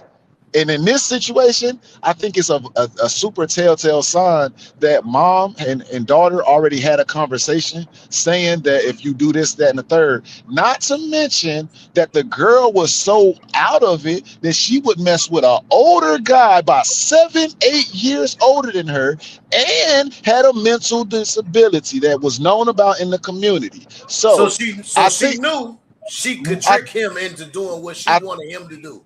Right, so it's a culmination of events that create. It's a culmination of create the illusion to say, well, damn, I don't know if this was a good mom for real. Thank you. She learned that from her mom because she learned her dealings with her mom's boyfriends or whatever. But that's another subject. But Maybe Her so. mom, her mom let her see too much. exactly. So Hey, I wanna also say this. Hold on, before this shit escape me. Before this shit escape me, I want to say this. I believe that the ultimate basis for the child, for the girl, bringing the man into the home, because this is not a boy, this is a man. Let's all agree. Can we agree to that? Whether or not Grown he was ass slow, man. whether or not he was slow or not, this is a man. Grown ass man. Okay, so we all know. So let's we know. Oh shit! Hold on. I know why. Hold on. I know why. All right, I fixed it. We all know why. I think the boy was even invited in, not because of the woman, and I'm talking about the mother, said so many threats along the years. I believe that the ultimate basis, the reason why the boy was in the house, is because the threats never been taken upon. They've never been followed through. I think that's the ultimate basis. When the mom used to say shit, it was, oh, I'm gonna do this, I'm gonna do that. The And they girl never would do shit. and get away with it and never do nothing about it. There was no structure in the home. There's no, if I say don't do this, this what's gonna happen. So when she said, if I find a nigga, I think it got to the brink. I think there have been other episodes. This ain't the first boy that been caught. Great point. I think Why she got ring cameras on both sides of the house? Why she got cameras on both sides of the house? She knows she the first boy that has been caught. This is just the last. This is the one that this is the straw that has broke the camel's back because she's never followed through on any of her promises as a man. I mean, as a parent. I'm sorry, and I mean the reason why I say that is because in my head I'm thinking if there was a man present, that this would not have been a problem. Because that daddy would have came through and whooped that ass a time or two, and that daughter would have known that for sure that if a man would have or a boy would have been caught in there, he would have died. Because dad. I think I have to say I do think like, and I agree with what you said about 90%. The 90% is because I believe that maybe later in life. See, this is that discipline thing that you just spoke about, PG. That's something that happens early in life. You have to instill those things early. Once they get to a certain age, if you didn't instill that early, now you have a rebellious child. So if you was one of those parents, if you was one of those parents that when they was 3 and 4 and 5, you allowed a lot of bullshit to happen and you ain't really do nothing about it, you ain't say nothing about it, or you was a pushover, like you said, you didn't actually act on your threats. Yeah, you've created a monster now, because once they're 10, 11, 12, and shit, they not giving a fuck about none of that. It ain't enough ass whoopings you can give them that's going to make them give a fuck about what you're talking about. Because it's so repetitive, they know you're not going to do shit. So do that mean she killed him not because he was in there and not because of him, if it happened multiple times, but more because to show her, you know what I'm saying? I done warned you, I done threatened I'm gonna kill somebody if they in here, and she killed him because of what she in essence, HBS. Hey, so because that's what we mean by breaking point. This was it. Yeah. For the mom. Yeah, and like I've told you time and time again, like, yo. And this is where it kind of gets sticky at, because originally I was in the mindset of her. I did not know that she was not home when this shit happened. I thought this whole time the bitch was in the house sleeping. I thought she came. I thought she woke up and the boy was hiding under the. So that's why I was confused at how did she know he was hiding under the bed. But now that Now that I know that the girl came home from work, she scooted from work. I had to change my. It changed up my Hey, feng Hold on. shui. but hold on, Let's hold recap. on. Go ahead, LBC. Recap the story Before you go to the because recap. I said that from the gate. And I even said that I thought she might have had the gun in her purse or something because how she get to it so fast. She was at the door. She was at the door when she said, "Better not be no man in my house." Mhm. At the door. So I knew she was getting off of work, coming in. But And why would she know that? Because it has been a repetitive issue. But the thing is, I want to make a point that HB, y'all all made valid points. HB had earlier said sometimes kids just go left, and that's true for some part because if for those people that got brothers or siblings, y'all not exactly the same. Even though y'all was raised in the same house, same parents, y'all ain't exactly the same. Y'all don't go the same way. Y'all ain't gonna go exactly the same way. So HB make a great point, but at the same time, you ain't gonna stray too far. You ain't gonna go too far from your training, your basic training, because at the end of the day, when push comes to shove, that foundation you got going, that conscience that you have is a different conscience when you had parents that was really putting it in you from the gate. But Hey, so this lady was dead ass wrong. This lady was dead ass wrong. She followed the dude off. She let the man off the porch, like we said, HB and Jay. I said she had to follow him out because he was right there dead by the porch, by the door. Remember, we kept saying that. She followed the man out. He did what she asked. Right. She got out. She followed him out. Went to the porch with him. It sounded like they had a little conversation, and she blazed him down there. Point blank range. Say it, nigga. Point blank range. Because this disgusts me. I don't like this lady. Like, I'm just being honest, bro, because all that you just described entails that, one, like you just said, she followed him. This we didn't know at the time, though. We didn't know this at the last time we talked about it. Okay, all right, cool. So we suspected it, though. I suspected it because of where the body was laid. Right. She asked him to get out the house. She asked him to get out the house. But hold on, let me go back to this. Let me circle back. Hold on. I just want to say this. I didn't know that. See, that's the thing. When y'all said when it was said that he was on the porch or some shit, my mind told me he was running out the door and she shot and he just so happened to fall out the house. That's what my mind was telling me. I didn't know. Even still, as a real nigga, I don't care how far you go back. I don't care how far you go back. You can go to we can go to 1800s. Shooting somebody in the fucking back is disrespectful. I don't give a shit. If you are shooting somebody in the back, that means they are leaving the threat. They are not a threat. Hey, look, I'm gonna put it to you this way. A motherfucker. Hey, this was my stance. This was my stance when I originally said it. If I catch a nigga in my house with my daughter, I'm blowing your back off too if you running. I don't give a fuck how disrespectful it is. You disrespecting me by fucking my little teenage daughter or trying to.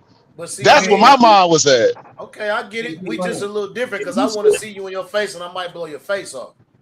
Man, I'm blowing whatever. I'm gonna talk to you. I'm gonna stand you up as a man, and then I might blow your face off. That's how I am. I'm not gonna shoot you in your back. I'm not gonna shoot you in your back. Yeah. LBC. I'm gonna shoot you in the face, so I find out. Right, but see, I asked you last episode. Like you never had a girl sneak you in the crib, and you said, I said yeah. And I said if I got blowed in my, I said if it would have happened to me, I wouldn't be upset. I can't be upset. I know, but hold on, can I talk, player? No. You was chopping. I couldn't hear you. My fault.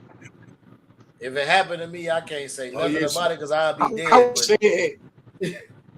I was saying it was wrong how she walked him down like that. You know what I'm saying? That's wrong. That's wrong. Well, see, I didn't know that I didn't know she followed him. That's again, like I say, I was under the impression that he just was running from out of the house and she shot him. I didn't know she followed him out the house. They had a conversation and all that shit. I didn't know all that. Yeah. She shot him. I said he was. Hey, I was there. I don't believe. yeah, that was some dirty shit. That's grimy. She should get the she gonna get the whole life bill. She gonna get that elbow because it's premeditated and all that shit. Yeah. Yeah, that was premeditated and everything. You can't have a conversation with somebody and then let them leave and then shoot them in the back. Well, even with the fact that she came all the way home from work, knowing that he was the attorney gonna say. Yeah, but that's what the attorney gonna argue right there, and that's automatically. It ain't self-defense. That's gonna be running. Yeah, it's not. He don't have no weapon. She called him, but he wasn't a threat. It's like they wasn't in harm. He was trying to get out the door. Hey, what we looking like? Cause I see you, LBC. What we looking like? Is we ready to go to Nolan or what? Yeah, let's get it. No, what we let's complete this one. Are we done with all of this one? I think we good on this, man. Because I think we all agree. I think we kind of. What y'all feel? Because I think we all do agree. We all agree now. Y'all fucking wrong. I mean, now. I still feel like cool. Buddy got his shit blowed off. Cool. I'm cool with that. I'm cool with that. Just off the contrary, that the man was diabolical. Look, I'm just gonna tell, but the fact of the matter is the dude is a predator, man. He a predator. Okay. So I'm cool. Okay. And I always keep saying, and I said this in the last episode, man, they had other kids in the house. What if Buddy was really on that type of timing? No. Yeah. No. Okay. Oh, stop, Jay. Stop. Because I want to get to something else. I want to get to Nolan. I think we all. Let's set aside a time. I think we need to dig into this further because I don't like that road that you're going down with him. Only because we also know, and I want to bring this point. The only reason why this woman knows how to try, and this is what I believe that she was doing, because this was a special needs boy in the neighborhood. But she thought he was fine. So, this is what I believe. We can clip note this. All four of us can come back to this at another point. Because this is really, really deep on it. I believe that she has developed a female dominantarian, whatever the fuck you want to say, domineering attitude from her mother, because she has watched her mother deal with bitch niggas in the hood, push them around, do whatever she wants, and she has picked up this characteristic. She has picked up this motive, and she found somebody that she thought, because let's not forget.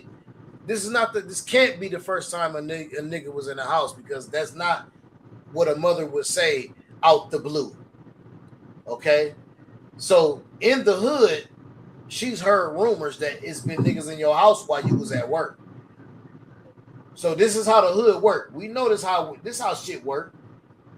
So this is why the mom come home and tell the daughter, if I find a nigga in here, I'm gonna kill him.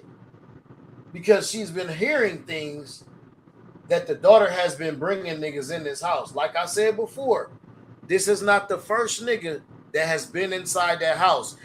Why was he under the bed? He a special needs nigga. She told him to hide there. He don't know what the fuck he doing. This is not a nigga that got it all. This is not. So now we taking this nigga. And Jay, I'm glad you touched on this. This is why I say we can go to this on another thing. I don't believe he was a predator. I believe the media is making him out to be a predator. I believe he was automatically a predator, PG, for being 20 and dealing with a 13-year-old. I get it, but I don't think he knew the difference. Being that he was a special needs nigga, They said he his just mind was on the You might have Yeah. just gave David his defense, boy. You might want to stop. All right, let's hold on. no, not David, not David. No, not David. I ain't talking about David. Fuck David. Fuck David. Fuck David. No, that's a whole different issue. David ain't special needs. David knew what the fuck he was doing. Fuck David. Fuck David, nigga. I hope that nigga get the chair. And that's where I stand on that. Well, let's get to Nolan Webb. All right, let's go. So, what y'all want to talk about? What's new? Well, Van Crump, the autopsy said that he was found drowned. they got him without what? He But- did drown. They got it. They Yeah. got him without the throat. Yeah, they ain't got the throat yet though. So For how some can you reason. tell? So how Wait, can hold you tell on. somebody drowned without the throat? Wait, shit. hold on. Didn't they get to the didn't they get like a bad autopsy because the body was already tampered with? I mean, the autopsy was already performed by state officials. Mississippi. Yeah, and then it was Nah, sent to them. we can't trust nothing done after that. I mean, I can't. that's why trust you Miss- didn't. That's I why can't you ain't get trust the throat. Mississippi. Well, that's why you ain't get the throat. Exactly. But you'll I get the can't throat. trust Mississippi. But you What should about get the the throat. lung? You I'm sorry. you should be getting the throat sometime this week though. Now listen. But it's not about the lungs. When you drown, no, you don't feel. You're not. I don't know about drowning. You don't fill up with your body. Don't fill up with water. Your lungs fill up- do. Yeah, your lungs do. do. But So did they find the lungs? it gotta go through the throat first. Look, they said it was consistent with drowning so far. It's no foul play at hand. This is from the second source. Now, so far, there's no foul play at hand. That's where we go. I mean, realistically, that's where we kind of have to go, and then we can make our assumptions from that point. You know, But there are bruises on the back of the head. it was Right. a bruise. It was a bruise. Yeah, it was a bruise. They did call out. It's like a 2.5 inch, I think, square, like shape. I think it was a blunt force trauma, though, for sure. You're right, PG. What do they think that came from, or they don't know? They don't know. So before all the shit happened, the shit that they got off the phone is like alluding to a fight or a misunderstanding. Nigga was begging for his phone back. Next thing you know, everybody split up. He come up missing. But he was in an argument, but it was supposedly so many people there that they had to take 3 boats.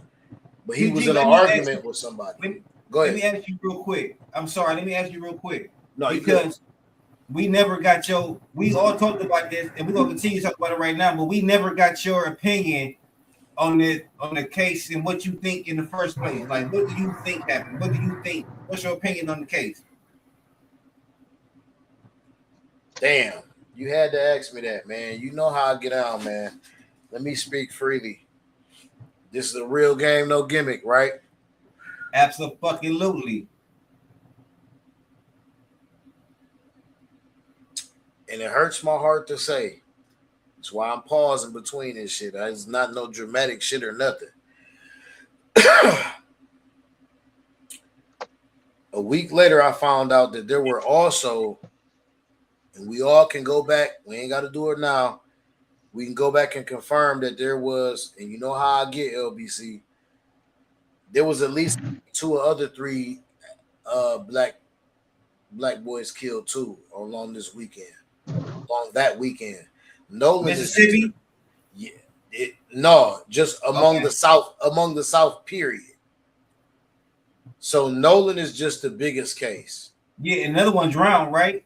Right. So, you know how Okay. I get, bro. You know how I get. I feel in my heart, and I hate using that word. I hate the word feel. I got a strong notion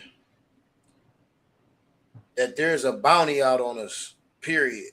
And this shit ain't no coincidence. Because if you look at the case, even with Nolan, the nigga that's the judge, and I believe the district attorney, don't quote me on this shit, but these motherfuckers are connected. They have a picture where all these niggas is at their house. And when this happened, all the kids went silent, all the parents went silent, all the judges went silent, all the people that are in those political figures in the political positions in those small towns went silent. Because a lot of those kids that are involved in that boat and in that fucking weekend, that event, a lot of those kids are the kids of people that are in position and power there. And I really do believe that if we follow our history, I believe that there's secret bounties that are on us. And this is the exact reason why, and that's why I want to get away from the word feel. I want to say believe, because I'm always gonna believe this shit, because this is what it adds up to. I always tell my kids, and I suggest y'all tell y'all kids too, don't trust none of these motherfuckers. You know what I'm saying? If they don't grow up in your four walls, don't trust them, because this is what this shit leads to.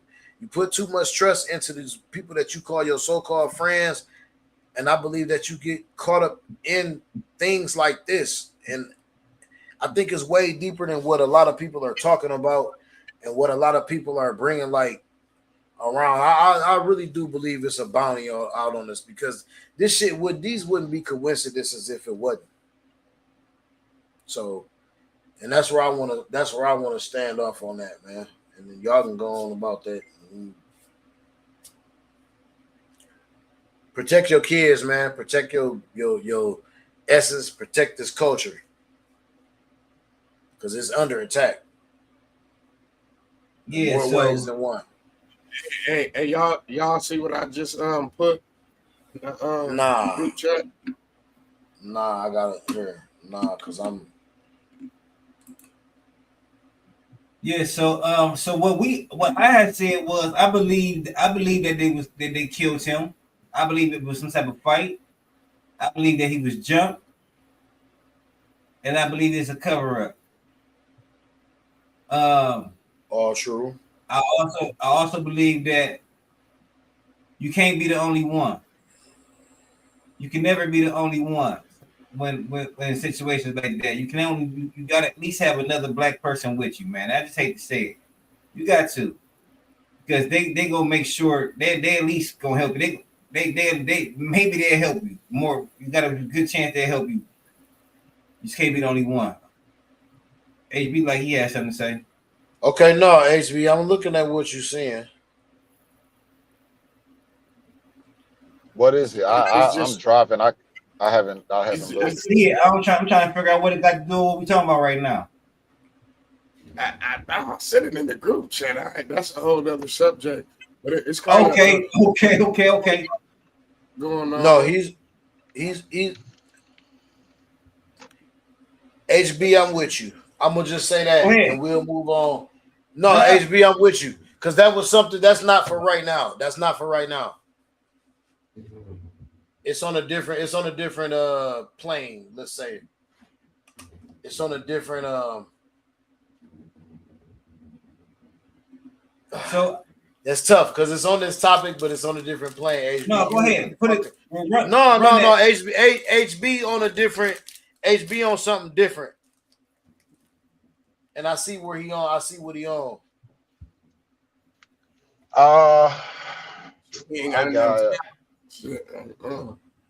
Why we on the time? Why y'all keep talking like we be on the time then? We don't got enough time. Well, no, because I know what LBC doing. No. We ain't got no time limit because I'm gonna chop this thing up anyway. You know what I'm saying? Let's get it. Bet. We ain't got no time limits. We chopping this. Yeah. Y'all be my companions on my. We'll run every one of these segments. We'll go. Every one of these segments will be episodes. So let's continue about Nolan then. Yes. Let's go further because y'all heard what I had to say, what I felt Not look even at felt. What I believe. What I believe. Let's switch. I look at a lot of this stuff. I look at a lot of this stuff, and I know, like, I understand understand that a lot of times, sometimes, most times, things can be peculiar to us, and then we sit back and we pull that race card. And this, I think in this moment of all moments, I think in this moment, this is one of the most evident situations, and I'm pretty sure I think that y'all might have thought I was about to take it a different route while how I started it, which I did that on purpose. But I do believe that this is one of those. I do believe that this is one of those situations where it is actually something that we probably have to say, yeah. I definitely think that it's some foul shit going on, but I also believe that this shit is gonna get covered up for sure. Now, in the last episode, I do believe I said the same thing, but added the caveat that I guess we have to find out what happens in the next 10 to 15 years, because if you pay attention in any of these type of situations, most times these niggas that get away with this shit, it don't really pan out in their favor. You're right. That's what you said. You made, and that's a great point. You said Good Zimmerman. Who else? All Oh of no, them. Zimmerman, the biggest name we can think of right now. Though he living bad. He can't get no job. None of that. Yeah. But let me ask, Homeless. That girl Casey Anthony that killed her kids. The kids, yeah, Casey Anthony, fucked up. but let me ask, On death row. No, just playing. let me ask HB or and J. Any of this new information change how y'all felt the last time we talked about it? Well, kind of, in a way, but whenever you tell me that you didn't get 100% of the body parts, it kind of just leaves me still in that same position, you know? Because like at the end of the day, if the autopsy comes out and they say, yeah, nah, this little nigga, he just drowned and it's just what it is, like I have to accept that's what it is. I can't stress myself out about some shit that ain't got nothing to do with me, you feel me? But at the same token, if they come back and they say some shit like, oh, they sent us a throat, but we're not sure if it's the same throat, then it's like, okay, yeah, buddy, yeah, nigga, yeah, we need to wrap up Mississippi. We need to go do some deep diving. Feds need to go down to Mississippi and do some detective working, because this shit fucked up. What about you, HB? Change up anything, new information make you feel any different than last time we talked? Now that I know the ages, it kind of leaned me towards. I felt a little different. I think you're talking about the wrong thing, HB. You ain't talking about that one, nigga. Yeah, I went back to the thing. I mean, it's plain and cut. Like what's understood don't need to be explained. No, it do need to be explained. Well, hold on. Y'all see what happened. We knew what happened. I'm sorry. Respectfully, if nobody changed their mind, we can talk about something else. Hold on, let me shoot my how I feel real quick. I mean, I just suspected foul play. You know what I'm saying? And we see all the evidence there. We just waiting for it to come out. We just waiting for the story to come out. So we already see what happened. We know what happened. All the evidence is there. But then the politics. Really no evidence though. It's evidence he was murdered. But we don't know that yet because the autopsy said he drowned. It wasn't homicide. You wait for an autopsy to tell you he was murdered. How many people was there? And they said they didn't have the toxicology. So I don't think the toxicology came out yet. So he was just by himself and drowned. Wasn't nobody with him. All the stories that's coming out, he was there. He left with the girl. So did nobody see him? He just drowned. He just disappeared. Come on, man. Clean cut case. They just not really though, because HB, I don't know if you know anything about the ocean or like the beaches and the gulfs and stuff like that, but you know, they see him. I mean, wasn't high tides and hot tides and waves and shit can wipe a nigga out quick for real. How many people were out here? They said it was so packed they needed 3 boats to carry the people back. 3 boats. That's how packed it was. Did nobody see what happened to him and he just drowned? But this is why I'm saying it's not so clear cut and dry, because everything you saying I can always refute it with something else. The 3 boats, maybe that took the damn near majority of everybody off the island. It was only him, the girl, and a couple other people left. So it's not really clear cut and dry. We really need to get all of the toxicology full autopsy to be able to really say, okay, yeah, right now we're really still only speculating on what we. Right now, we don't got no true answers, but it still don't look good. And I still feel the same way. It don't look. Yeah, no. Your friend, it don't look good if your friend drowned. You come back with their phone and don't know what happened to them. Yeah, it definitely don't look good. But then whenever the autopsy come back in, when the autopsy come back and tells you, and this is from their source, their autopsy, not the state's autopsy, their autopsy telling you, well, it doesn't look like there's any foul play. You kind of got to look and be like, well, shit, maybe there was an accident that happened. Like maybe let's play the devil. Let's say this could have been a situation. Maybe the blunt force trauma on the back of his head. Let's say maybe the toxicology didn't come out yet. So I'm gonna just go with the assumption that maybe he got drunk. Maybe he was playing around. He tripped over something, fell butts in the back of his head, fell face first in the water. Was knocked out cold, and nobody was around to actually help him. So how was he playing around by himself? He's just playing around by himself. I mean, if you drunk, it ain't no telling what you might be doing by yourself or with a group of people that other people might have been drunk. Nobody's in the right mind when they drunk. This was a big ass island. I seen it. He might have went out. Okay, all right, boom. So let's do a little better. Let's do a better story. Let's say he was drunk. He ran out to the bushes to go take a piss, but he decided to go out towards the water. His friends were still doing whatever they was doing, or whoever he was with was doing whatever they was doing. He went out to take his piss. Stumbled over something, fell, busted his head on a rock, fell over in the water and drowned. By the time the friend realized that he been gone for a long ass time, they probably drunk out their mind too, or whatever. They probably thinking, well, he probably went back, blah, blah, blah, or they don't know where the fuck he went. Like it's kind of a lot of different ways you could look at it where it can. Phone and he not there, and you just leave.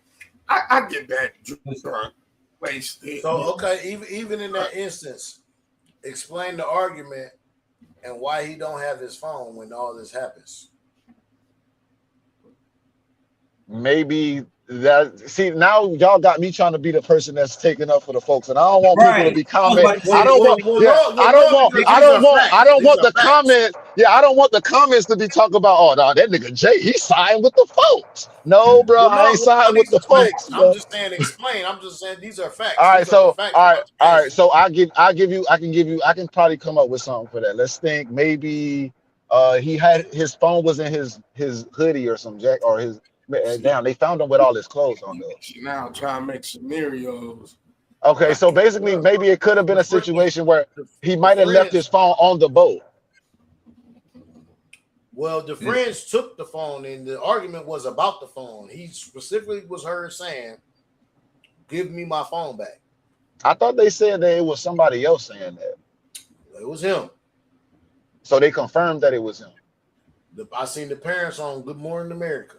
It was him saying, "Give me my phone back." Oh, okay.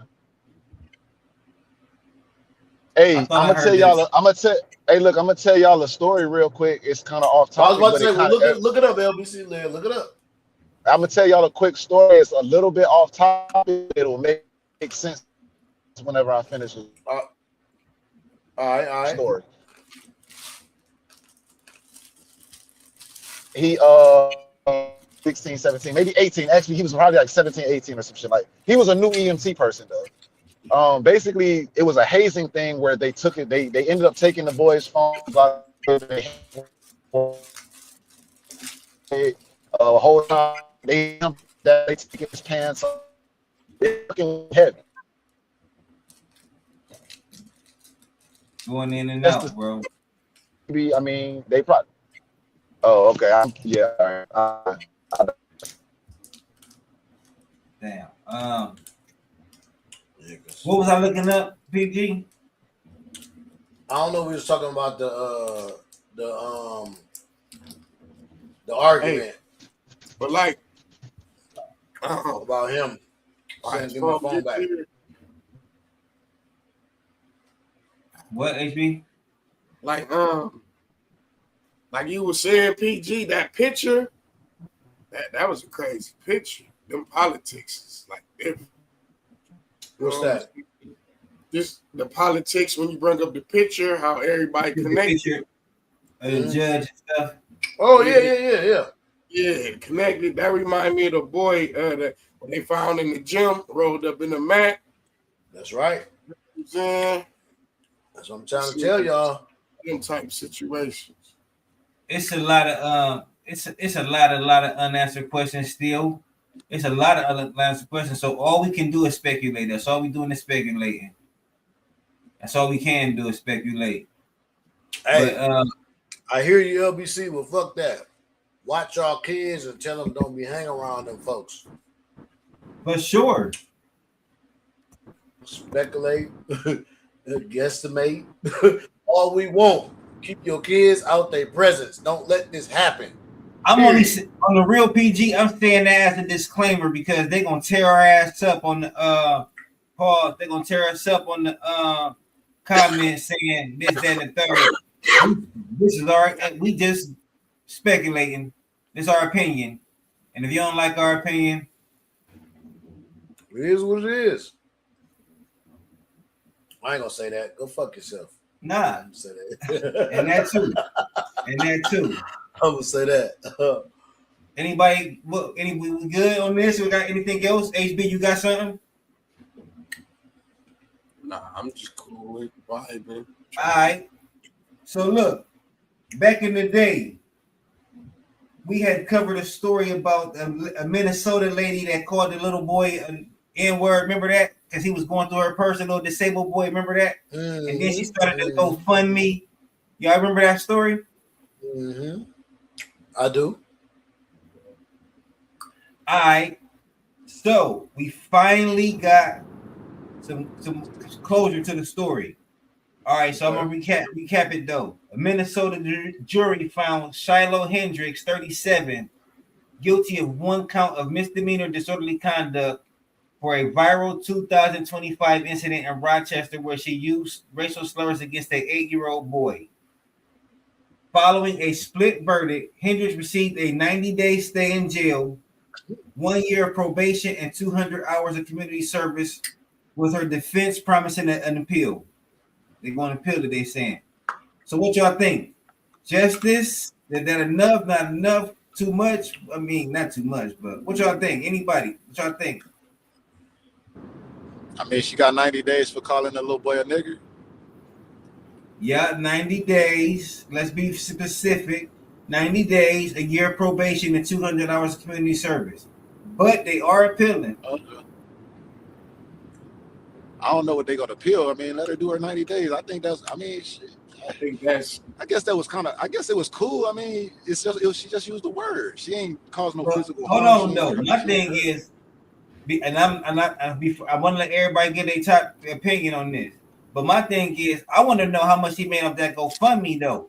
But and then she get to keep that. But I want everybody's opinion though. But I'm trying to see how much she made off that GoFundMe though, and what's up with that. But I would love everybody's opinion on what they think of this. HB, go ahead, my guy. I mean, if they actually go through it, yeah, go do your 90 days. I like that. I love it. You think that's enough? I think it's 90 start. days, 200 hours pro whatever community service.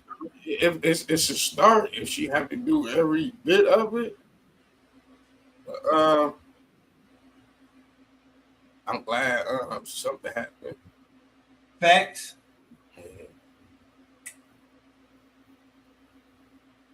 What about you, PG?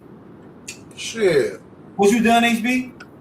No, I'm just saying, if she actually happened to do it, don't just make it look like that, then appeal and then go through and don't none of that happen.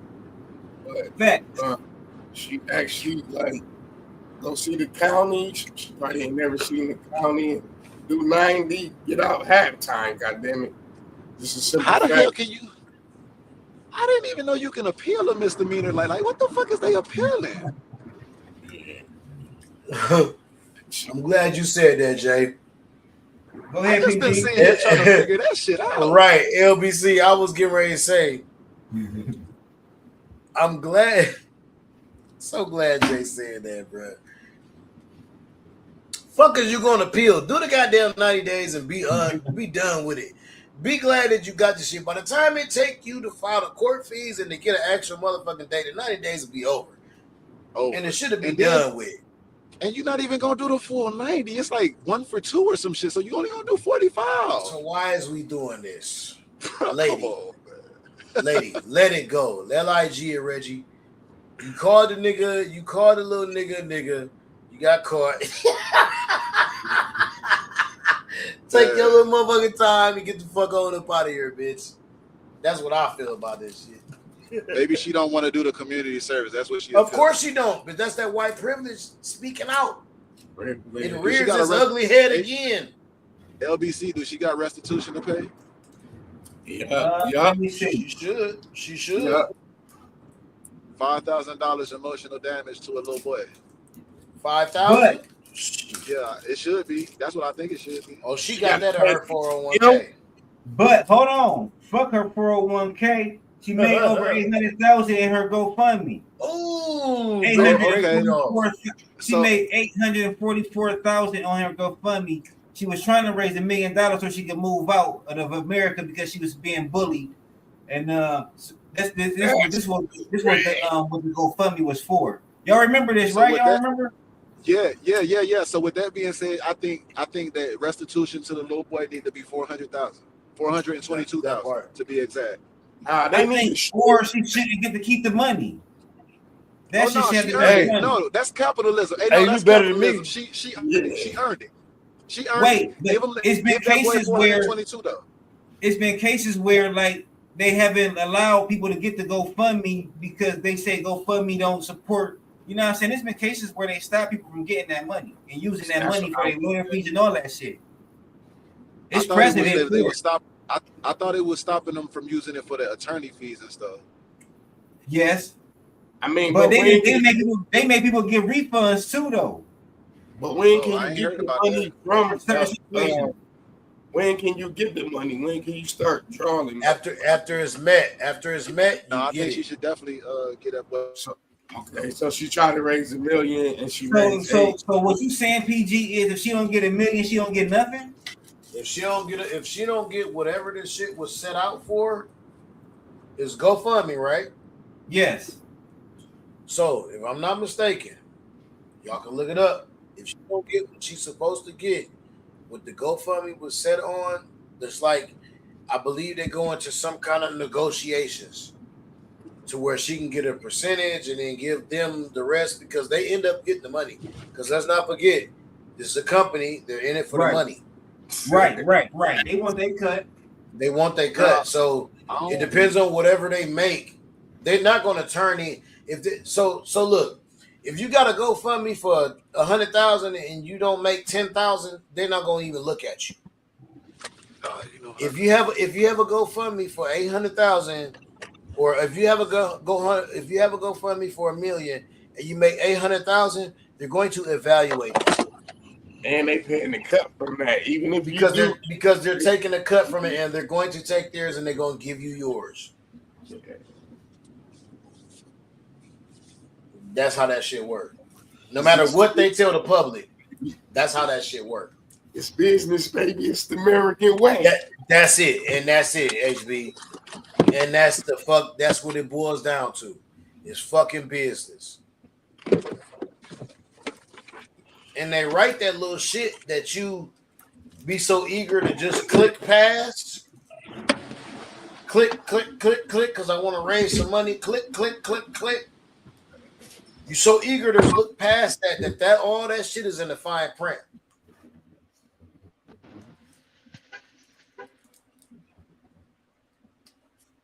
So it's on y'all. Let's talk Caitlin Clark. Oh Lord. Oh, Why? Oh, no? No, we can. But just why? Because it's All-Star NBA, ain't it the because Caitlin Clark is the GOAT. She's the privileged one. The GOAT. wait. Niggas act like they ain't heard of Asia Wilson. Nah, Asia Wilson is the real GOAT for real. I don't know what you trolling for, PG. You better stop that nonsense. so who really trolling there, James? But G, if I'm not mistaken, she baby GOAT. I believe it's the WNBA All-Star Weekend. I think it is too, yeah. I'm just messing around. I know it is. I'm just messing around for y'all that don't really rock with WNBA. But and I'm gonna sit here and act like I'm a big ass fan. But the reason I want to talk about it is Caitlin Clark just gave an interview again, another interview, and I can't stand Caitlin Clark's fans because she done gave 2 interviews and basically said absolutely nothing. And they keep acting like she said something so fucking profound. I can't stand these people. Where they find these folks? Hilarious. But like her fan base is so crazy, man. Like, but I get it. Fan is short for fanatic. Welcome to Sheep. Please scan your first item. This the mega audience, man. They sheep. Real talk. But let's talk about what she said. Jay, give me a fish sub, nigga. With some curly fries, nigga.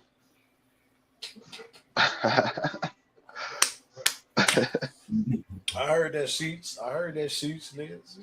Please scan your Shit, I be thinking I'll be on mute, bro. The sheets my shit, boy. Sometimes. But no, man. I don't know, man. Look, Caitlin Clark. I think I don't know who. I think my homeboy put this out. My homeboy Rico. He said, no matter what, the folks is gonna find that great white hope. They're gonna find it. They're gonna find it. They're going to find make it. one. They're not, they're gonna one. That's all I gotta say, man, about that whole subject. And that's what they're doing right now. Shout out Rico. They're trying to create one. Mm-hmm. If you can't see it, shame. Oh, baby. And that's not to say she's not a good player. She's a great shooter. But let's talk about, man, she all right. Like I said, it's WNBA All-Star Weekend, right? She's not in the three-point contest, but she's the Steph Curry of the WNBA. How that don't explain that to me. Those 2 things don't make logical sense. Why not? You scared to lose? I'm asking Jay because he like to defend CC. Do I want to defend CC? No, I'm asking because you usually do defend her. So why you think she's not in the three-point contest again? Why ain't? I mean, shit. For one, she wasn't efficient this year, and for 2, she missed a lot of games. This is exhibition, bro. I mean, you get penalized for not participating. You know, the best thing you can do is participate in the season. You know. All right. I mean, what happens to players in the NBA that don't play the amount of games that they're supposed to play? Oh, she damn sure was eligible to play though. Oh, she was. Well, then her efficiency wasn't up the part in. Wait a minute, hold on. So you said she the biggest draw of the WNBA. That don't change that fact though, LBC. Just because she's having a down year, that doesn't change the fact. Just because she's having a down year, that she's not the draw. No. I'm not saying that. I'm saying the draw that she is. That she is. They're gonna let her in that 3-point contest if she won in it. Nah, that's not true. Yeah, no, that's not true. Nigga, you. Okay. I mean, that's not necessarily true. It's players that we've been asking for the certain players to be in the dunk contest that still ain't been in the dunk contest, and we know that there's much better dunkers that's been in the dunk contest. Well, that's voluntary though. All this shit, all of this shit is voluntary. You just said it. It's an exhibition game. It's voluntary. Both is voluntary. Mm-hmm. I'm just saying. Why she has an injury? Wondering, is she afraid to lose? Is it gonna hurt her brand to lose? Blah blah blah. That part. The criticism getting to her. Hurt her game. Hurt her career. The way people think about her. It would hurt her game or her career, HB. I think it would just she know that we don't go crazy online if she don't win that thing. How many times has Steph entered the 3-point contest? That's gonna break her game, her spear, she got bodyguards walking her to the. That's gonna break everything if she. This she down there got a Secret Service with her. Yeah. On the court. Boxing out. So I don't want to hear nothing about that 45 points. That's cool. That's a good game. But damn, man, how much credit you get for it after the timer said stop playing defense on her so hard? Don't be so rough with her. You know what I mean? I don't think, okay, but I think that's what she wanted. And speaking of that, this is what she said in her last interview. I think there's a lot of false characterizations about who I am sometimes. And she was talking about the Emmett. She was asked about that Emmett Till. You all heard about the Emmett Till situation, right? What about? What'd she say about Emmett Till? Not her. All right, so controversy hit a boiling point in recent days after USA Today published an opinion piece in which the writer invoked the murder of Emmett Till while criticizing the Indiana Fever guard for falling to the floor when hit by opposing players and arguing with referees over foul calls.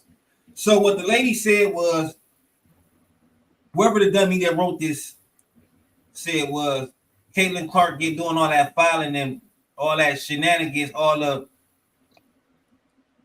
you know how she is. That's gonna get somebody lynched. Wow. Man, motherfuckers just be ignorant. Oh. So CC, well, first, what y'all think about that though? Comment. What's her comment? I missed it. I'm sorry. That basically, I'm paraphrasing now. All that flailing and flopping that CC does is gonna get somebody lynched. Or like basically saying one of these black females that's following her.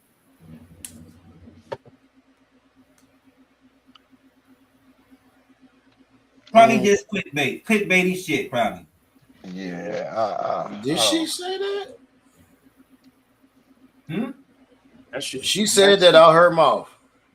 That shit should have been everywhere. Like she losing everything. They probably kick her ass out. No. No, they should. You're misunderstanding me. Y'all misunderstanding me. CC didn't say it. A reporter for the USA Today wrote it. CC was asked about it. When asked about it, she said, I get it. like as a reporter or blogger, like you can write an opinion piece and that's your job and whatever. But at the same time, like you don't know me. Like we've never had a conversation. I get people have a job to do, but at the same time, don't like make accusations about my character and who I am when you don't know me. I understand this is your job and this is your profession and this is what you do, what you get to do. And basketball is my profession, what I get to do. And the reason I play is when I step in between the lines. I love it. And that's what's so fun about it for me. It's like I get to compete. That's always my dream. This was always my dream. And no one should ever try to take that away from me. So I think a lot of it, I'm sorry, hold on. Go ahead. No, I'm wait. I want to know what you were about to say. I think a lot of it is like it's not always based in reality. I feel like media and journalism have a responsibility to tell stories, and a lot of times you guys are the ones controlling the narratives about what people read and what people talk about. And a lot of times, so far, and I'm sorry, and a lot of that is sometimes so far out of touch with what is reality.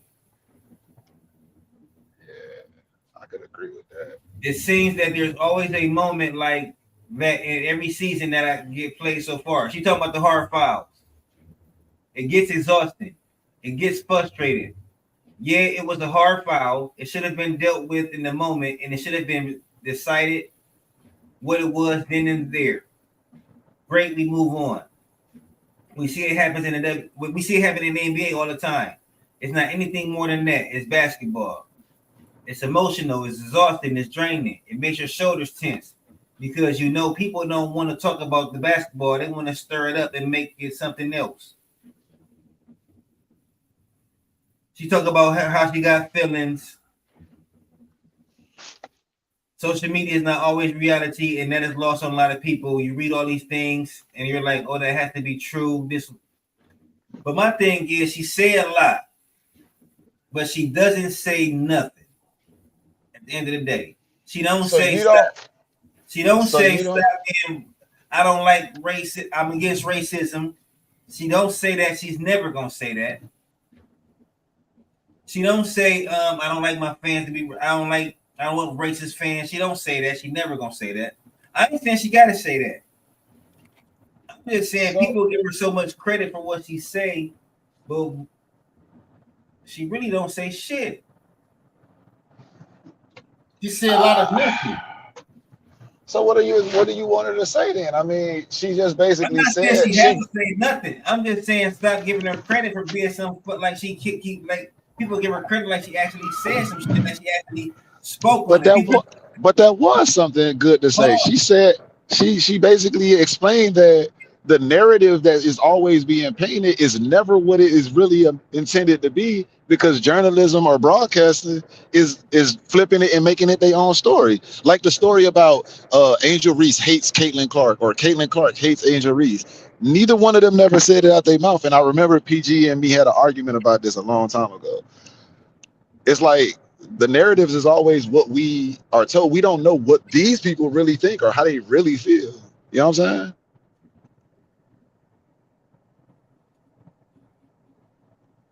Do you think it'll hurt her image to say,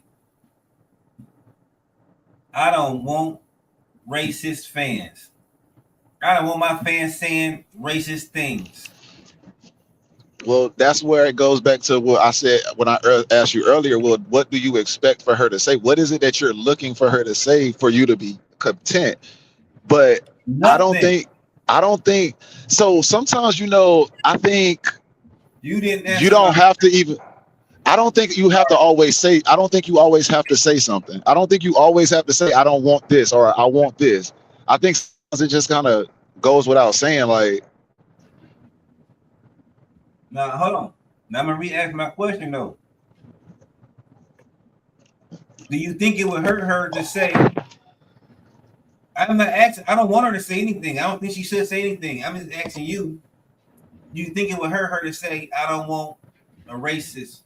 I don't want racist fans, or I want my fans saying racist things, or I'm against racism. Something as simple as, I'm against racism.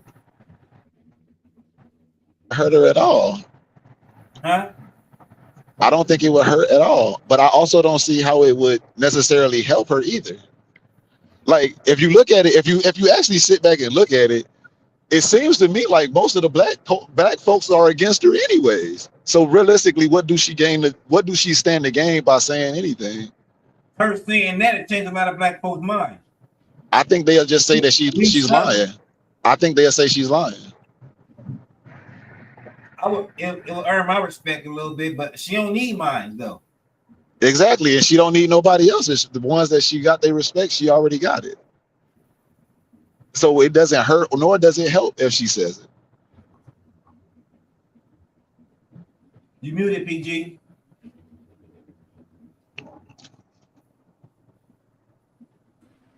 She ain't willing to gamble it.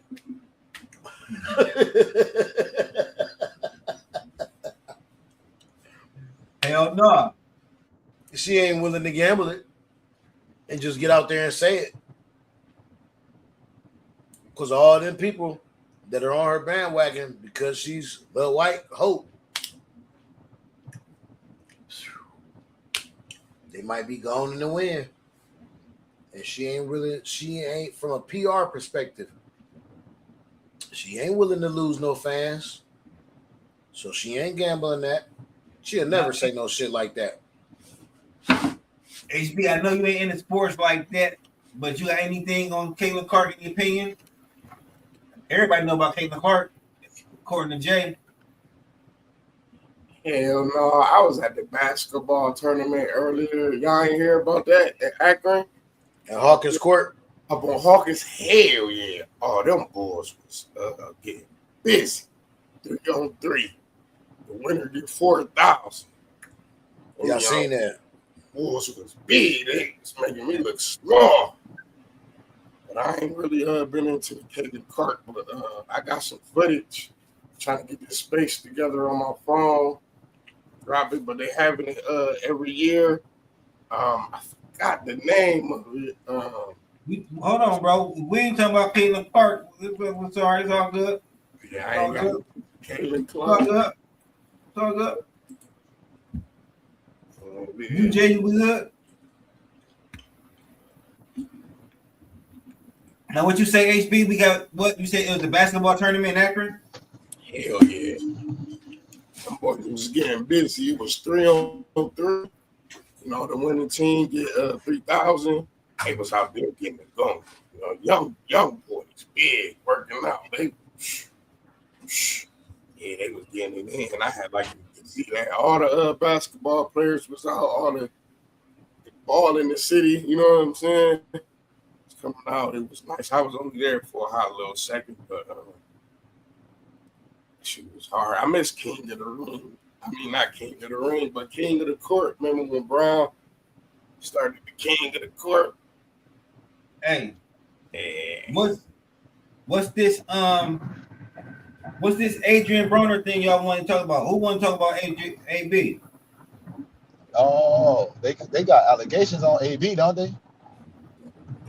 That nigga should have never said he was rich. HB posted it. What is the HB? What's the story?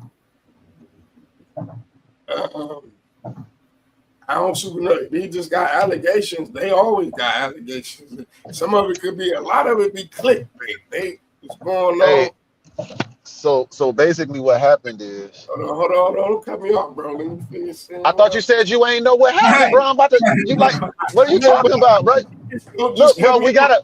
Hey, everybody gotta know what's going on, for we can all have a piece in it. HB, you can't just say, "Let me say my piece," and you don't even know what you're talking about. I was still talking to you because we talked about this before. Remember, I brought up Adrian, and I was like, and it got pushed under the rug, but it's a lot of clickbait. That boy been getting some money, and he was getting it streaming, and it was going. But it's like, how many times you keep pushing that button until it really be a button? What's the allegation? Yeah, the shit he been doing, all the shit that been clicks. I don't know, Phil. My bad. Go ahead, Jay. You got it. But it been all the shit you been seeing on camera. Like, I ain't gonna lie to you. I don't even pay attention to AB. All right, so look, this is what happened, bro. Back when he was broke, obviously y'all know he was broke a little while ago. Yeah. Him and Dean, you know, the shit that they be doing now, they was doing the same type of shit. They was just fucking different bitches that just had different bitches at the house. Boss, they skip, we wop the bam. All right, well, ever since, so he announced that he made $1 million, like I guess it was a couple weeks ago. Mm-hmm. Y'all can hear me, right? Yes. Oh, okay. Streaming. Yeah. He made the $1 million back streaming and shit. So boom, he announced that he was rich and everything like that. So now that he said that, obviously now the bitch is coming out. So one of the females that he was messing with and a couple other dudes in the content house that they was at was messing with, she came out with a story and said that, you know, one night he got us drunk and he tried to have sex with me. I wasn't going for it. We ended up coming back, and this time we got drunk and he pushed himself up on me and he aggressively just took it. Like I was like, I didn't want to do it, but I say skip, blah, say blah. So realistically, it's really a money grab for sure. Woo. Did it happen? Yeah, they probably did do that. He probably did have sex, but was it like sexual assault like she claiming? I highly doubt it. To be honest, it's just a money grab, I think. Pause right there. I gotta say, because you already said you don't really believe women anyway. Yeah, no, I don't. But and I'm gonna keep it 1,000 with you. I don't rock with the AB content, but I have seen some because we have talked about it on here. And the last time we talked about it, it was him being crazy aggressive as hell with some female. So it don't look great. I mean, I hate to say it, allegedly, it looked like it could be possible. Nigga get drunk and act weird as hell. It was basically people pulling him back, trying to pull him back from some female. Y'all remember that shit? Yeah. We watched that shit here. We talked about it. Like, so he ain't setting this. I mean, he ain't putting. I don't know. I say so. This is my thing. This is why I say, like, I think the proof is in the pudding. Why I say I don't believe in these bitches, bro. Like, think about the sequence of events, right? Why, when he was broke, didn't she come out in the why wait till he get money to say something? Exactly. And why, if you were going to say something, you're not trying to get him locked up. You're only going for a civil suit. You only want the money. What you think? Next, why did you go? Why, if you know what he did the first time and you was against what he did the first time, why did you go back a second time and a third time? And then now you're saying he did this and he did this, and then his other people did this and they did that, and it was all on different nights. Whoa, you got to make it make sense for me. You know what I'm saying? Go ahead, Adrian. Adrian Broner be shaking them dice. I don't know. But I mean, was you be so easy just to get in and get out? I was for Adrian, like, nigga, work out with that stomach, get one good fight in, you know what I'm saying? That shit gonna sell that man. But it's like, when the thing is, now I feel you on that, AD. The thing is, though,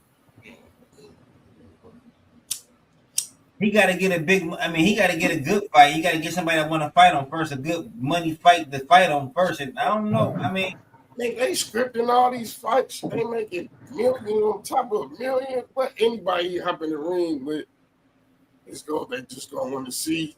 You know what I'm saying? He still got it. He been doing all this. So the fight was gonna sell out. I don't know about that. Shit, them boys streaming. They streaming. You know, but you gotta sell out an arena. You gotta sell out a venue too. I don't watch the show. It just be so many clips, so I be seeing like they, you know, they tell you their whole sauce, their whole game was going on, but PG, what you think? You think AB can sell out a venue, a boxing fight against anybody?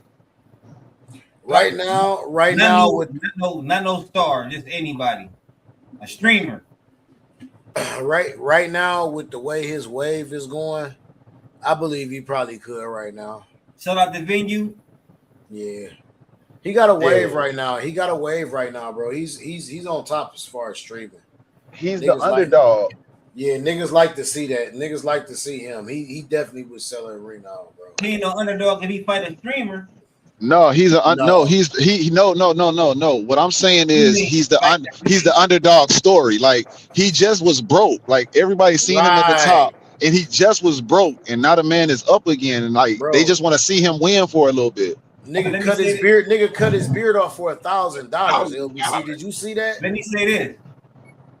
I don't feel sorry for him at all. He was up his he ain't get robbed or cheated. He made the decisions that he made to be broke or be where he at. True. Yeah, but you know, it's just a good old American story. You see a motherfucker fall off and then you see him get back up. Like they like to see. It's weird how we as consumers like to do things. Like we pick and choose. Yeah, we pick and choose, but we'll tear a motherfucker down just to build them right back up and blow their ass back up again. Yeah. Look at Drake. Nah, let's see Drake a little different. Drake, we can't bring up Drake. He a little different. He a little different. Okay. But yeah, because I don't even think nobody. I don't know. I'm gonna get off of that one. Yeah, I think he is a sellout. Just like Floyd Mayweather, we can use Floyd Mayweather as an example. Everybody was cheering for Floyd, but everybody went to see a Floyd fight waiting for him to lose. But Floyd got an undefeated record though. Right. And now that he's got a blemish, everybody's seeing him as a broke man now. Everybody talking about Floyd broke now.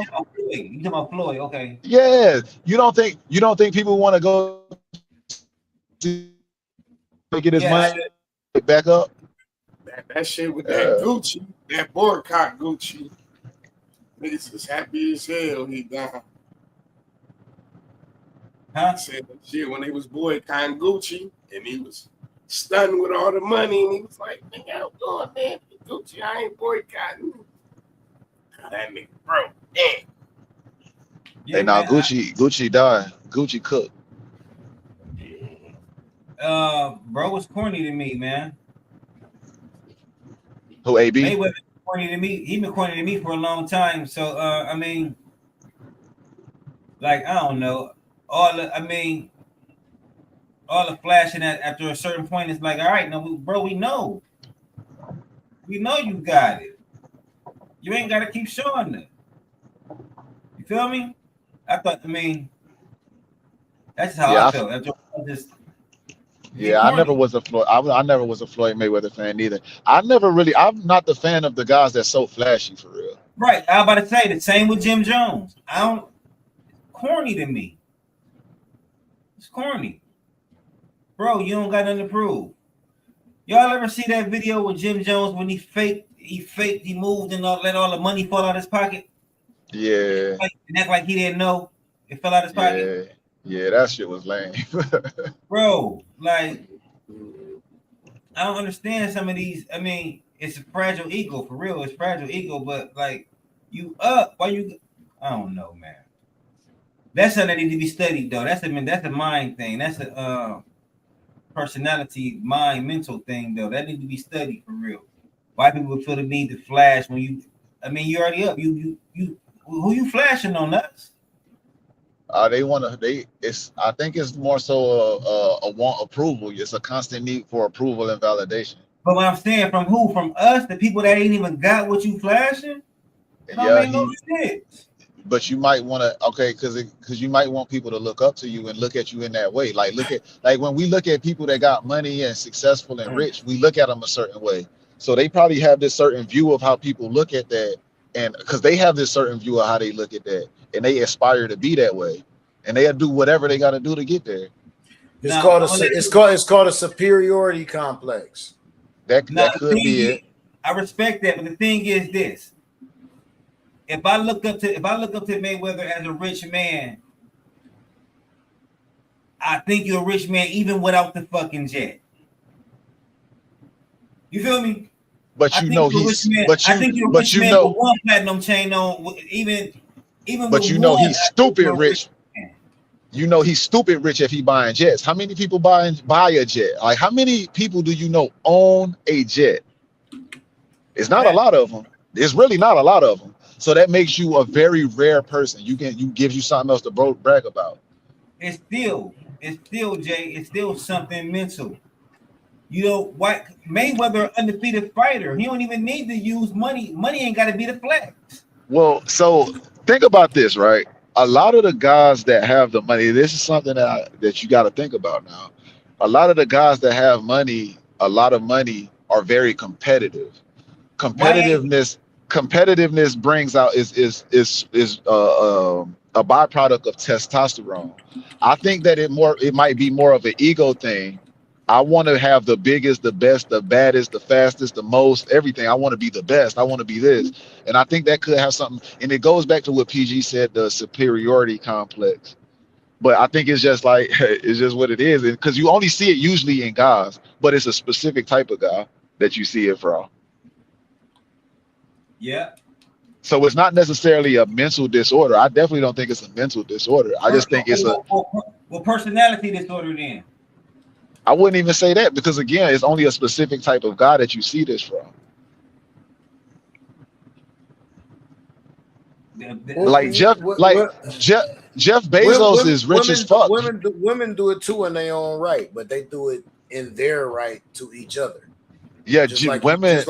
Just like you saying about the men, you only see this in a specific type of men, and that's yeah. For you sure. know, you only see it in a specific type of woman. Yeah, and that's true. You're not gonna see it in that woman that's gonna have a husband and a wife. I mean, a husband and kids and a family, and you see that type of behavior in a woman that ain't got no motherfucking body and that she ain't got trying shit to for prove real. shit to but a job and a career or a title. She's just a title. Yeah, she's just a title. It's a superiority complex that come with that shit. Same with the rapper, like Jay is same with the rappers. You only see that from a certain type of nigga, and that's a corny nigga. It ain't even. I ain't even gonna better say than everybody else that's watching. I ain't even gonna say corny. I ain't even gonna say corny, but I mean, obviously the byproduct of that is to be a corny guy. But I will say that I think it's more so the guys that net worth is really 800,000, but they want to fit in with the people that net worth is $3, maybe $10 million. They have to look more than what they are. And that's why I used to be I was always confused about Mayweather because I didn't, the way he flaunted the money, I always thought it was fake. I'm like, bro, he can't have money like this, bro. Like, what the fuck? But I mean, I guess he really did make $1 billion, but it's like how he managed his money. It would almost seem like maybe he kind of was low-key cash broke. Spending it all. Yeah, he was kind of cash broke for real. Because now that we hear the stories, we find out that this entire time he just been shuffling assets, and that's the only way he been paying bills. Yeah, because he let niggas get over on him. Yeah. Agreed. From his lack of not knowing how to read. You're right. His lack of not knowing how to read. The contracts that he was signing with people.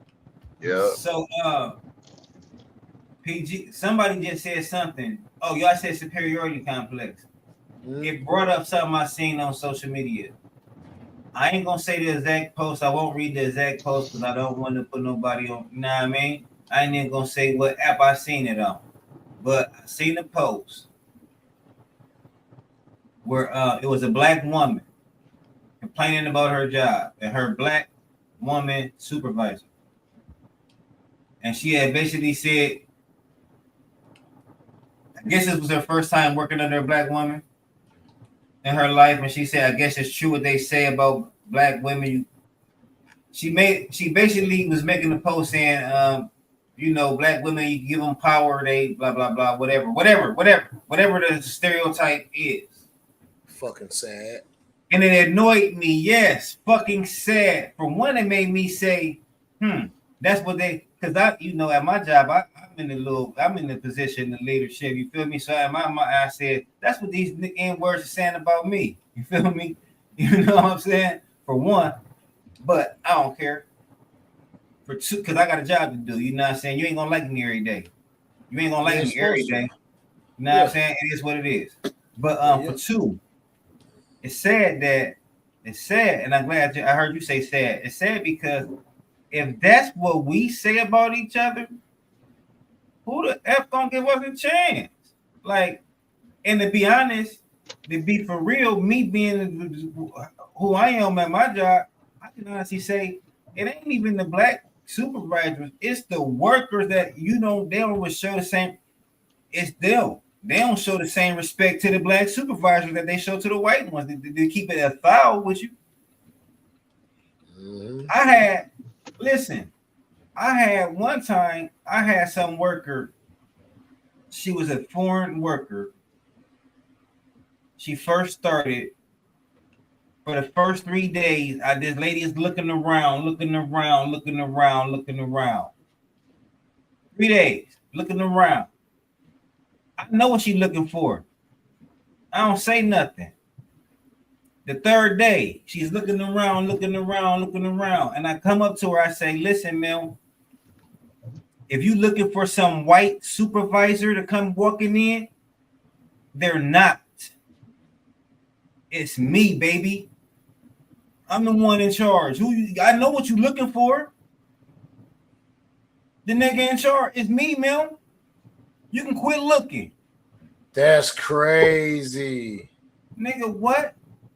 So I'm gonna say hold on. She was literally looking for a white person in charge, bro. Where nigga, because it can't be. She looking around every day. I let her. I know what she doing.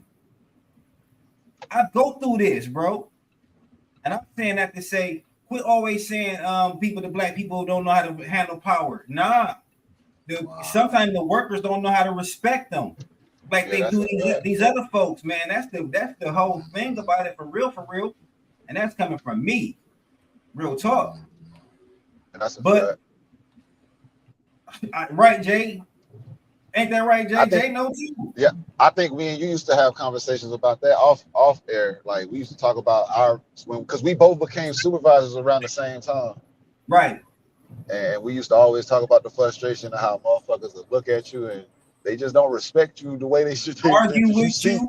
Yeah. And it'd be your own people. It'd be your own folks the most time. It's always. Yeah, I like we experienced that when I got a promotion. I had to be the HNIC, and I went. They like, shit, hire your peoples, get your peoples together. You can hire them. So I was like, yeah, it be my people's job, and I had to like run it because they don't know I'm on these Zoom meetings every morning, up early. They grilling me, and they just ain't respect. You know what I'm saying? The authority. And it was like, damn, they used to looking at you like. You know what I'm saying? But damn, y'all not cool enough to like understand that I done moved up to a position y'all should be. Yeah. And that's a good point, HB. Especially happens when you get promoted. Because they started off with you as whatever you was. Now you up. Now they don't want to, you know what I mean? Yeah, they sometimes don't want to recognize it. I know he didn't get it before I did. Hey. I'm gonna be real with y'all. I think I told you this, LBC. When I got my promotion, I purged, bro. I got everybody out of there. Yeah, everybody that I started with, unless we was already cool and I already had that conversation with you when we was already on the 1-on-1. But I had to get rid of folks, bro, because I wasn't even about to have that power struggle for real. Why you get it, not me? Right. Yeah, that's crazy. I never got rid of motherfuckers, but I always just told niggas what it was. They got rid of when they asked that question, I asked them, How efficient are you at your job? Are you better than me? If you're not better than me, then that's why I got the job.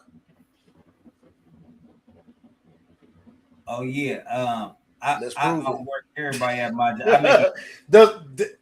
I make it clear why I got the job though. That's what I'm saying. I outwork everybody at my. I don't let nobody work harder than me in my joint for real though. I ain't gonna lie to you, and I don't even got you. They be mad at me. Stop doing all that work. Delegate.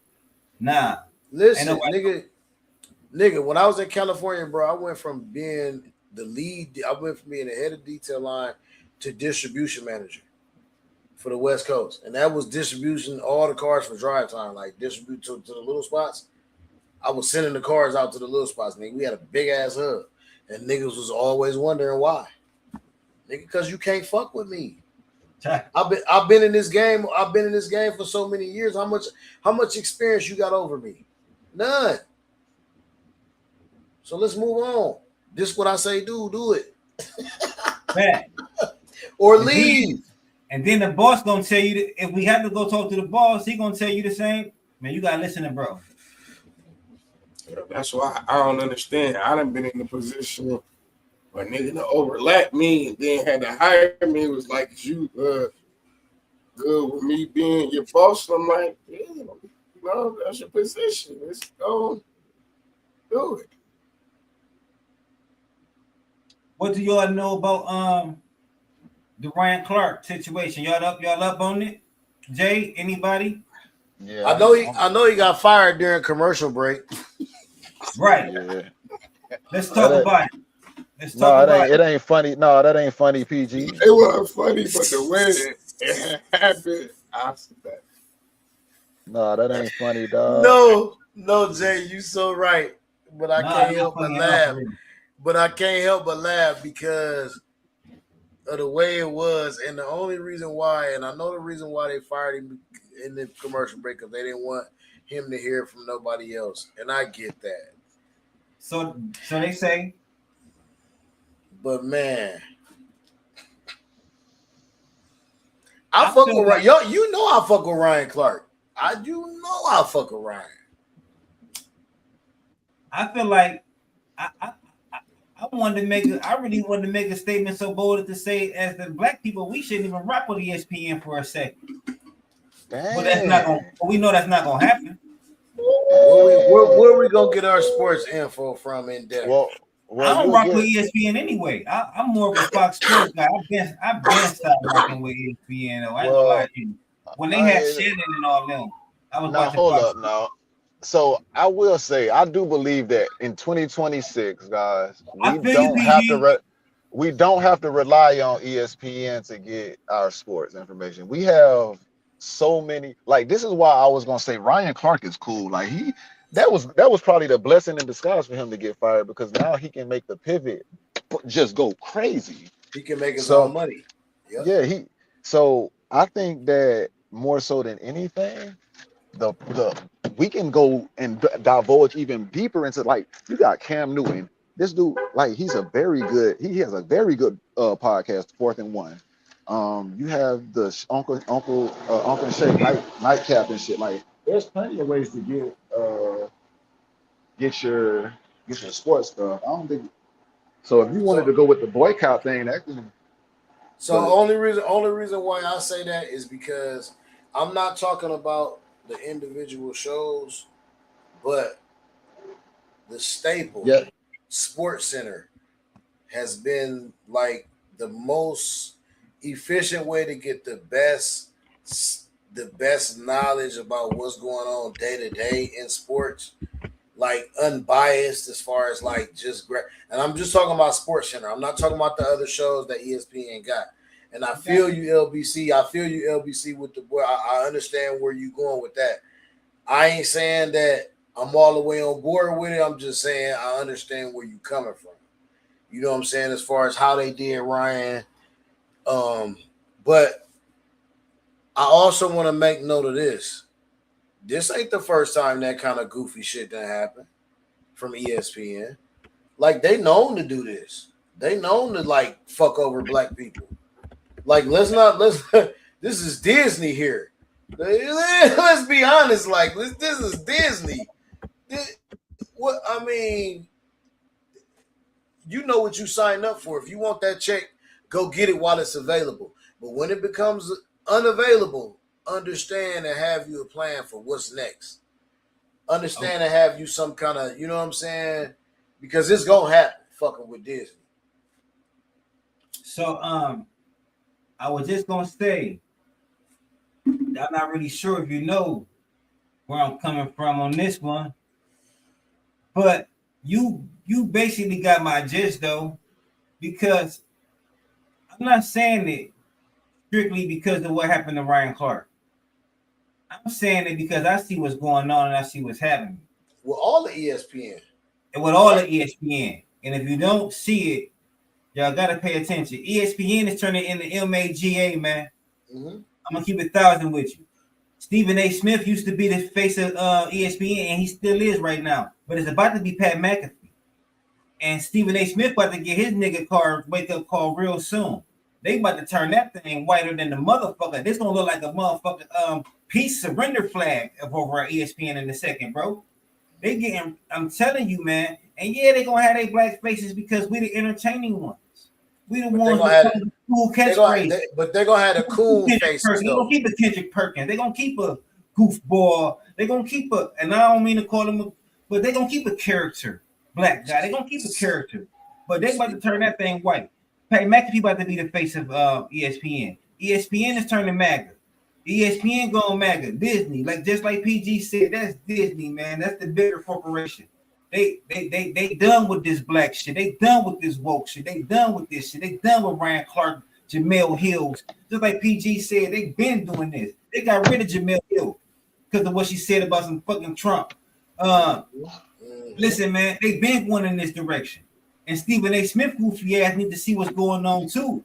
Because he about to get replaced. Pat McAfee about to take over that thing. I'm telling you. But Stephen is a cool. I don't know. I mean, this is me talking. I don't know. Nah, you on point, nigga. Like a safety pin, my boy. What you talking about? You do know. You know, I gotta say that. I gotta say Fuck that. You talking about? Fuck you talking about? You do know. You know exactly what I'm talking about. You went in depth. You went in depth on on the premise of what I put out. Thank you, sir. Thank you, because you went all the way in depth with it. That's why all I said was they've been doing this. What you got, Jay Caesar? I wasn't never gonna make it racial. I try to stay away from making things racial. I think y'all all know that. That's how we get our views.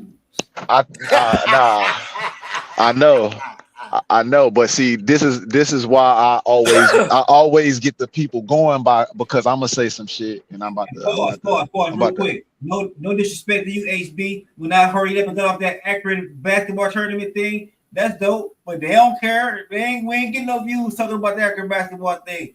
Love though.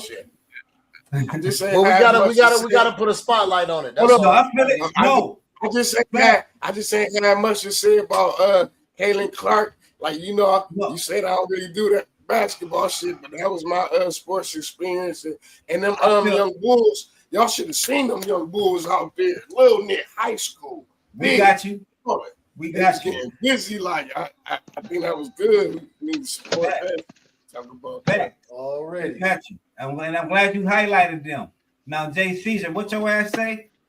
So, first off, I think that like I said before, I believe that it was good for your boy to get the axe because now he can just double down on what he was doing. He can get to his bag.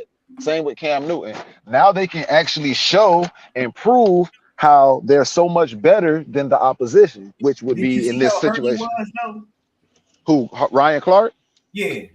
I mean, who wouldn't be? It was on air, bro. Like, I'm on air. You could have handled this a hell of a lot different. Okay. Yeah, for sure. That's what you think the main hurt was? The fact that it happened, like he was embarrassed? That's what you think the main? I would hope that's the main hope because, like I said, he already has his own shit. What reason? He said a lot of things. I don't know if y'all heard, and I'm sorry to interrupt you. I'm about to let you go. But if y'all didn't see the interview, and I will read what he said. He gave a lot of reasons. He said he should have saw it coming. He said there was so many signs. But I'm gonna let you go. So, and that's what. And that's what I'm saying. Like, bro, Cam Newton said it best, I think. If you was working at ESPN and you didn't leverage the information and and all of the understanding to create and pivot into your own shit, and when you get let go, you can't land on your feet, nigga. I ain't got no reason to feel sorry for you because you the dumbest motherfucker ever, for real. That's just dumb. And hold on, what else did Cam say too? What else did Cam say too, Jay? He said he treated that shit like an internship. Yeah. Fact. And they nigga, really, I'm here to learn, nigga. They really making money, dog. They making their own money outside of ESPN. That's just sock money for them. No, that's some sock money for them, man. Yeah. They definitely $2 million, though. Still, I mean, $2 million is $2 million. You know what I mean? But you can make. But okay, now you can make $2 million a year from ESPN, right? But now you get cut from ESPN and you able to double down in your own shit, and you can probably make that $2 million in 3 months. It's fact. No, you can make it faster than that, Jay. Yeah. I was being lenient. I was being you know what I'm saying? I was giving them a little grace. You get the popping endorsements, gonna sign you that check right there. So I would like HB, you got anything right quick? No, I feel that. Okay. Well, I would like to get into some of the things that he said. The main thing he said, one of the main things he said was that let's get these views up. One of the main things he said was he felt like he couldn't be too black at ESPN. He felt like, and look at Stephen A. But he said he felt like he couldn't be too black at ESPN. He said, man, he I don't know if y'all seen it. He broke down crying and everything. He had the whole Pivot podcast crying. They all broke down crying and shit. Man, bro, he said he felt like that he got so NFL Live. He felt like he was the main reason that it got so popular. He won an Emmy off the show. He said, and that show was invited to play on Family Feud. He wasn't invited. Everybody on the show was invited except him. He wasn't invited. He said he should have seen something about that. He said people will come to him and say stuff like, "Yo, we fighting for you." And he like, "Why y'all gotta fight for me? I'm one of the best football people out. Who want me gone?" He just was saying, I'm paraphrasing right now. You know what I'm saying? He was just saying it was a whole lots of signs. And he said he still feel he's the best in football. He said he did not build relationships though. He didn't really rock with. I mean, you know, and that might be with the machine. He wasn't to get along. He wasn't. He was about himself. I mean, I'm here to work. And I found it interesting. His co-host Channing Crowder said to him, "You know, you would still have a job right now if you wasn't so outspoken about black people." He said, if you didn't always talk about, I want to find the exact quote. He said, if you wasn't always advocating for Angel Reese, if you wasn't always advocating for black folks, if you just kept it sports, you would have a job right now.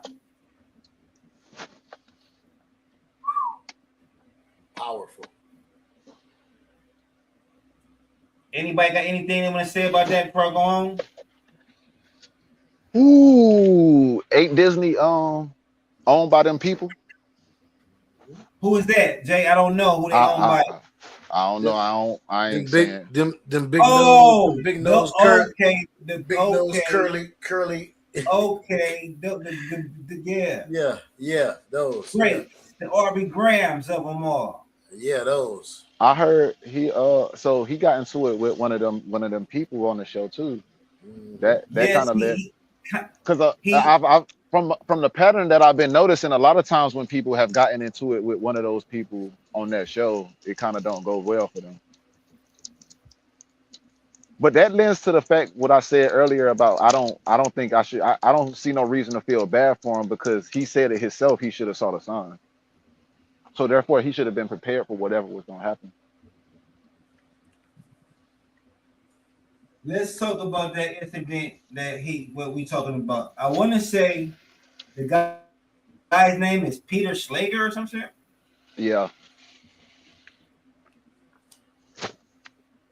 Schrager, my bad. Schrager, Peter Schrager. All right, and so, and Ryan Clark explained that, and you could say he tried to clean it up, whatever. I don't know. But he was saying that they was talking about something. Him, Greeny, Mike Greenberg, and the Peter Schrager guy, they both had made the point that they didn't play football, and they was talking about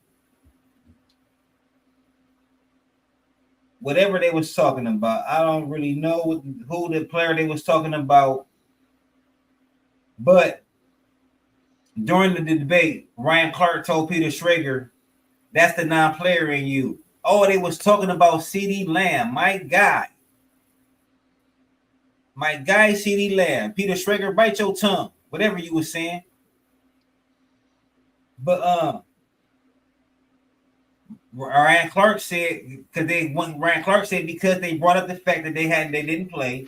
He said, "Now see, that's the non-player in you," while arguing about CeeDee Lamb performance. Yep. Schrager told Clark not to belittle him, and Clark later posted an apology on X. Yeah. But what Ryan Clark said was he got very upset. He said Peter Schrager got loud with him. Ryan Clark bit his tongue, and during commercial break, he got up, walked away, told the Schrager guy from across the room, "Don't effing disrespect me like that no more," blah, blah, blah. Supposedly they made up, went back to air. Somebody at ESPN leaked that footage. I mean, I take that back, allegedly. But somehow that footage got leaked. The backstage incident got leaked. So I don't know how it could have been anybody but an ESPN employee, but we got to say alleged. But somehow that got leaked. And Ryan Clark said it made him look like the angry black man, and that's what he felt like they was trying to get out of him. They wanted a reason to get their reaction from him when they got it. Jay, you know about it. Is that that's how it came across to you? Or what? Yeah. How you think? As far as the Ryan Clark with that guy. Is that what you're speaking of? Is that what you asking me about the guy? About Ryan Clark going up against the guy? Yeah. Yeah, I mean, like I said, I think. Did I summarize that correctly? Like, no. Yeah, for sure. Because like a lot of people do believe that was like the straw that broke the camel's back for him, along with what that man said about him still having his job if he wasn't so pro-black. And I think all of that is par for course, especially going to what PG always like to allude to, which is why I said I didn't want to take it to the racial route, because I think that was the kind of the most obvious way we could have took it. But I do understand also, like, I mean, it's the most obvious way we could have took it, you know. But yeah, it goes back to that old saying that we always say, when in Rome, you have to do as the Romans do, you know. So if you're gonna play that game, you have to play that game that way. I just say it goes back to why I say, like I said before, bro, it's better for them to be where they are now, because now they can spread their fucking wings and be a peacock, bro. They can say what they want to say, be who they want to be, and don't worry about it. You know what I'm saying? Hold on, respectfully, but that ain't the point. Oh, they embarrassed that man. They made an example out of that man. But that's what I'm saying. You can't do nothing now. You can't do nothing now except for get your get back. And the only way you can get your get back is come back and be stronger and better than ever. Look at this. Think about it the way like Shannon Sharp, bro. When they fired him, the way they fired him, what did he do? He powered up. Facts. And that's all I'm saying about that's all I'm saying about Ryan Clark. Hold on. I just want to put an asterisk on Shannon's shit. Shannon was doing all this before they fired him. don't know if y'all remember. Shannon was doing his podcast and the Ocho Cinco shit before they fired him. Yeah, Nightcap and Yeah, he was but doing all and that. the pivot. So he just said. So when they fired him, it was more like, I can just go to work on my own shit now. I ain't got to get up at 8 to go. Ryan got his own. With y'all. Ryan got his own shit too, though. And he been had it too. So like, Ryan, no, I'm agreeing with you. Jay. Okay. They both have their own shit. So this should not be a problem. So my biggest thing with Ryan is why he's in his feelings so much about this shit. If he so-called seen the signs and he already got his shit going on, why are you so much in your feelings about this shit? Stop letting these people know. Fuck the sympathy shit. It seemed like to me he be reaching for that sympathy with that. Fuck letting these people know that you really cared about this shit. If you did, you did. If you didn't, you didn't. Fuck it. You got your own shit going on. Move on, get that motherfucking bag. Fuck what these niggas talking about. Because you know why they got rid of you. You telling us already that you seen the signs. Nigga, move on. Be on it. I don't see why he was even sad in the podcast. He shouldn't have been sad. I'm making up. Hey, realistically, I feel like that showed that you really needed them. I feel like he should have really just been like, be up, man. Have a party. Have a fucking party. I'm done with ESPN. Fuck it. You know what I'm saying? I'm gonna tell you something, Jay. I feel what you're saying, and that's 100%. But no, matter of fact, that is 100%. Ain't no buts. Cause $1 million-something check or whatever he was getting that was coming so frequent. Oh, that was needed. Yeah, that was definitely needed, my nigga. So that's why the emotions were so high. Yeah. No. Okay, now I think it was you, Jay. I was wondering the same thing. Why was it so emotional for him? But you made a great point.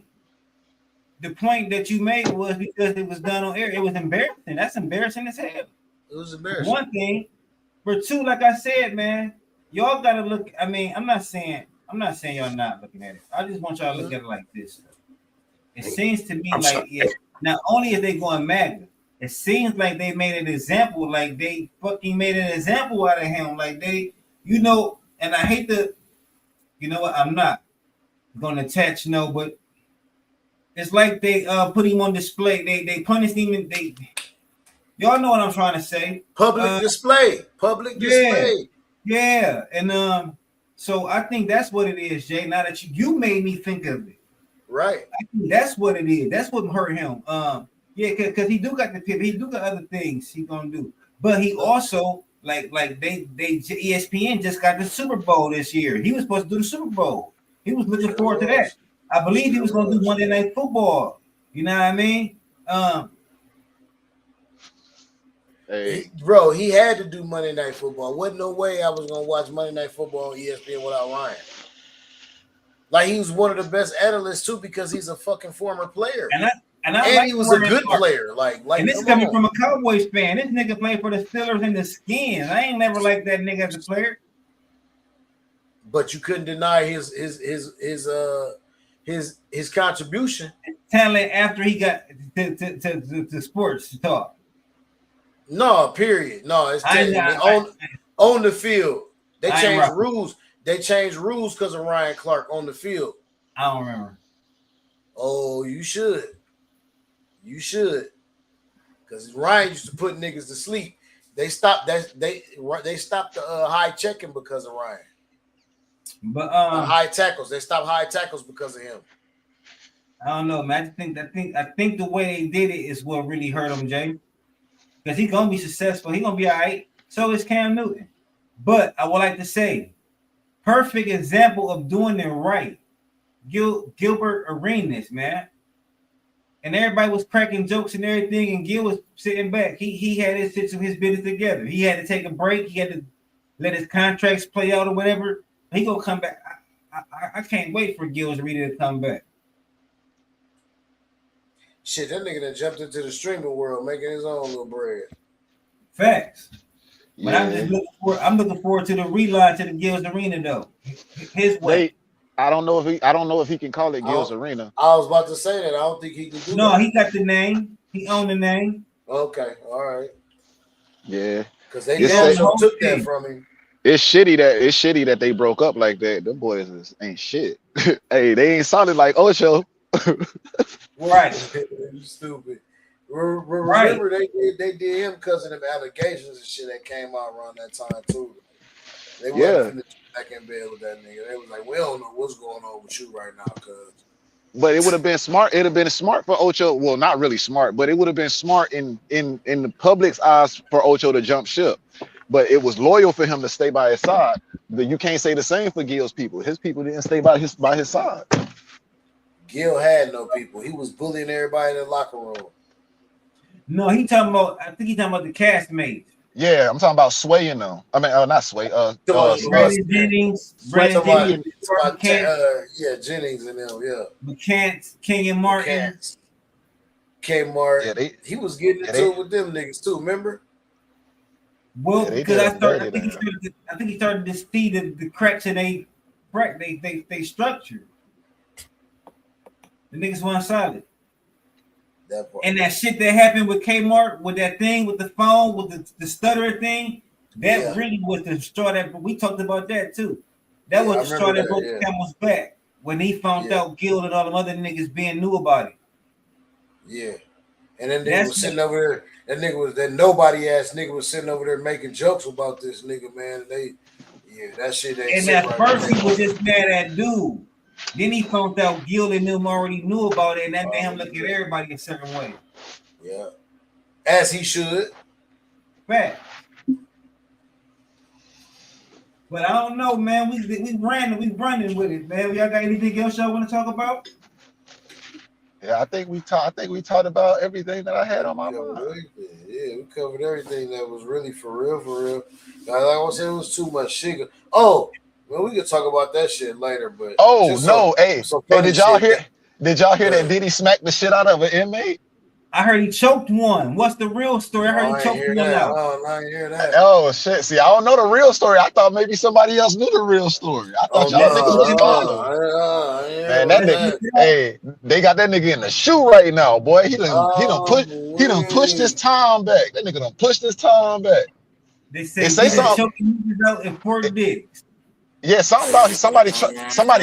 I think it was something about somebody tried him though, wasn't it? I think I'm laid out. This nigga say, where LBC? Fort Dix. Man. The irony. Hey man, I ain't fucking with y'all niggas, man. The irony. or Diddy. Nigga, fuck that, bro. I ain't touching that tonight with a 10-foot pole. No, sir. We got it. We got to. Sean Diddy Combs was placed in solitary confinement at Fort Dix in New Jersey following an alleged physical altercation with an inmate on July 23rd, 26.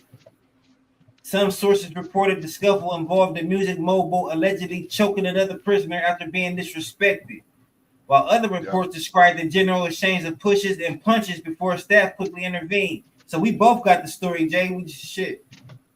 He was beating him up, huh? He was beating him. Hey, look, y'all gotta know. Reports from various sources range. It says that it was exchange of jabs to claims that the Combs choked him out or severely beat an inmate who had a provocative remark or insult. Yeah, they tried him. That's what I said. They tried him. He mad as fuck in there. He couldn't wait to put his hand on somebody. Hey, Diddy, man. Hey, Diddy been beating niggas up for a long time. Nigga said he couldn't wait to put his hands on somebody. Man, he mad as fuck in there, dog. He biting still. Hey, bro, you know he beat the shit out that dude. And then he been beating niggas up for years. Yeah, he been beating niggas up for a minute, and then I ain't gonna hold you. It's kind of ironic. I don't see. I watch academics a lot, and he been fucking with Daphne Joy for a minute. So he be throwing shots at Diddy. So I'm like, I might be on your side with this. This nigga might have did get a little tight about some shit for real. He might be in there tight for real. Oh, he definitely tight.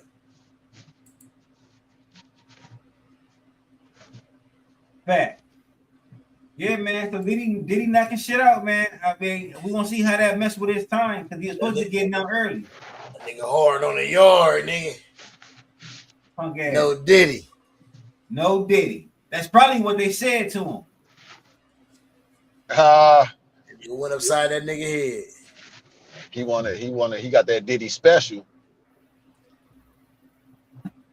Hey man, we ain't got nothing else, man. I appreciate y'all fellas, man. Oh yeah, already, man. PG, my guy, it's so great to have you back, my G. Good to see you, man. For sure, man. Good to see y'all too, man. I missed y'all. Like I said, I had to get back in the fold, man, to have y'all get my spirits up, man. You know what I mean? So I've been kind of disconnected.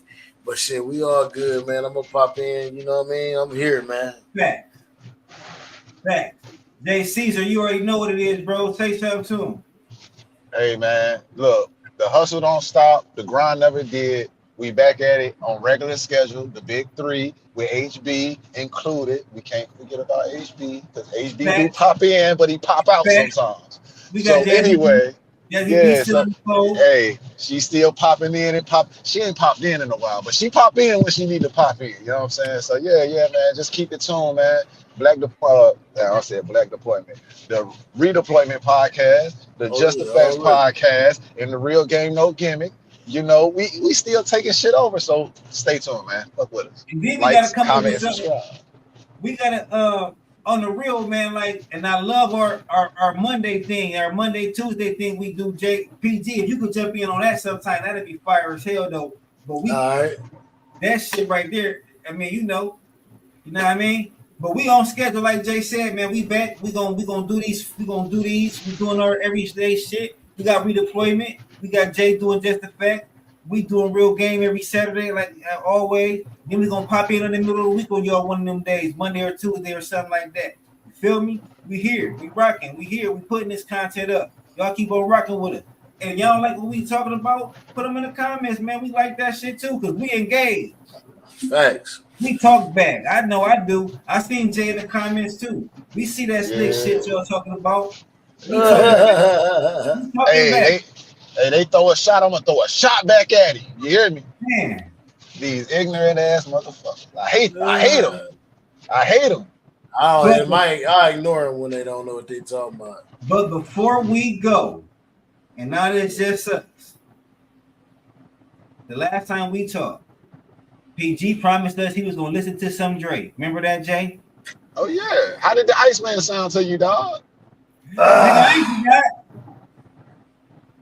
All right. So, and I did that. I did listen to it. I didn't listen to all 3 albums. No, me neither. I listened to the Iceman. Jay. I'm on album 2 now. So, I will say, it's Drake. Like Iceman got some heat. Iceman got some heat, right? It's Drake. It's Drake, bro. He got heat. Like heat. I'm not the biggest fan, but I get it.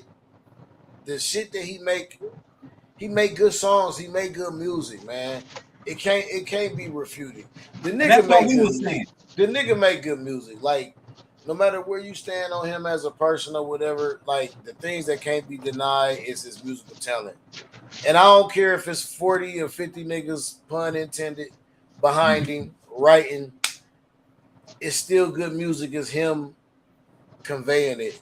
And I get it in hip hop. We go to that depth about you gotta write this, you gotta be this, you gotta be that. But if we look at some of the most historical songs in history, a lot of them are covers, but just sung by our favorite artists. You know what I'm saying? Like, for instance, and I'm gonna just leave y'all at this: that Whitney Houston's "I Will Always Love You" is a Dolly Parton song.